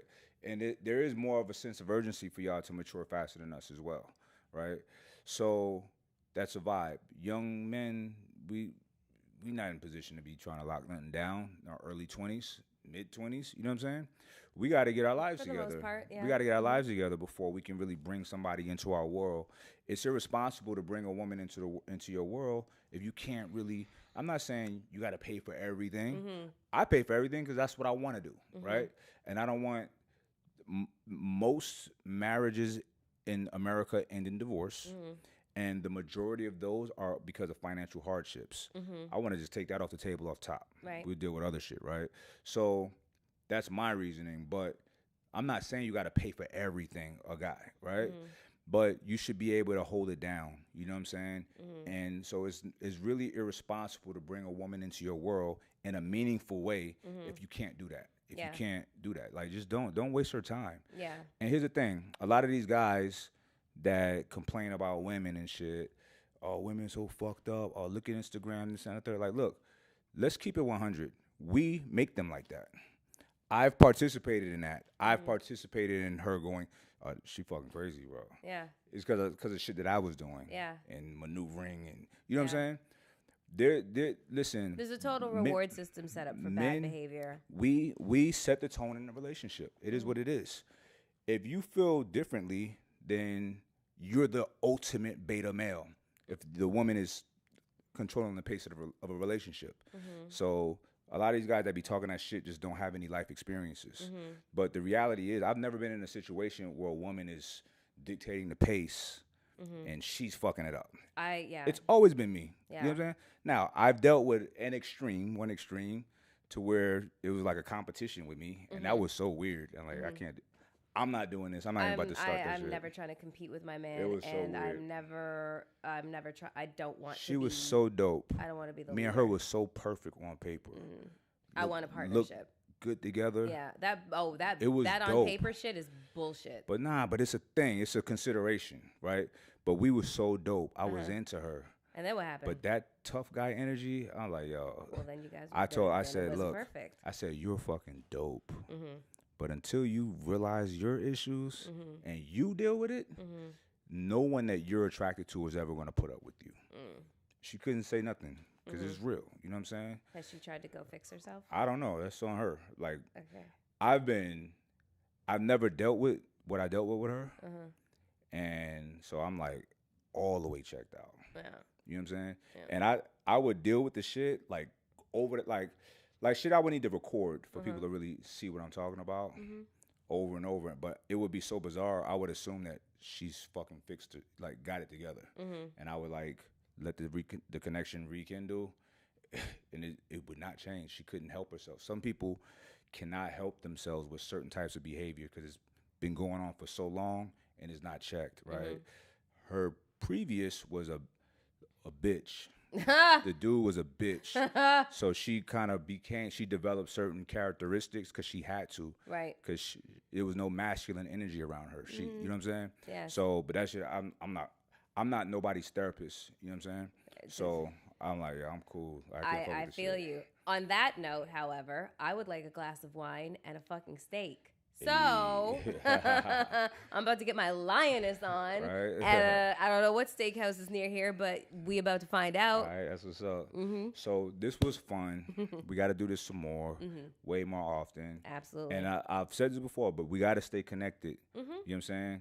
Because it's good vibes out here. It's such good vibes out here. You in the here. mothership right now. You know what I'm saying? You in Egypt. You in Kemet. You know what I'm saying? You got I walked Anubis. in here. I was like, "What?" You got, you know, happening. Gotcha. We got our Dyson sphere right here. We're harvesting all of the energy from our nearest star, which is the sun. I'm just waiting for Cerebro to be brought out. Oh shit.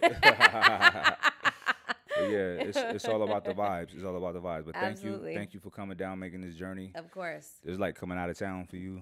I mean, yeah, I should have brought an overnight bag. I mean, shit, it was a journey. That's what's up. We about to sign out. Appreciate all y'all that hung in for all this goddamn time. A couple hours in, but we could do 2 more hours, but we're not. Right? Absolutely. So we'll holler at y'all next time. Okay. Make sure you subscribe, you like, share, all of that good shit. Now holler at y'all later.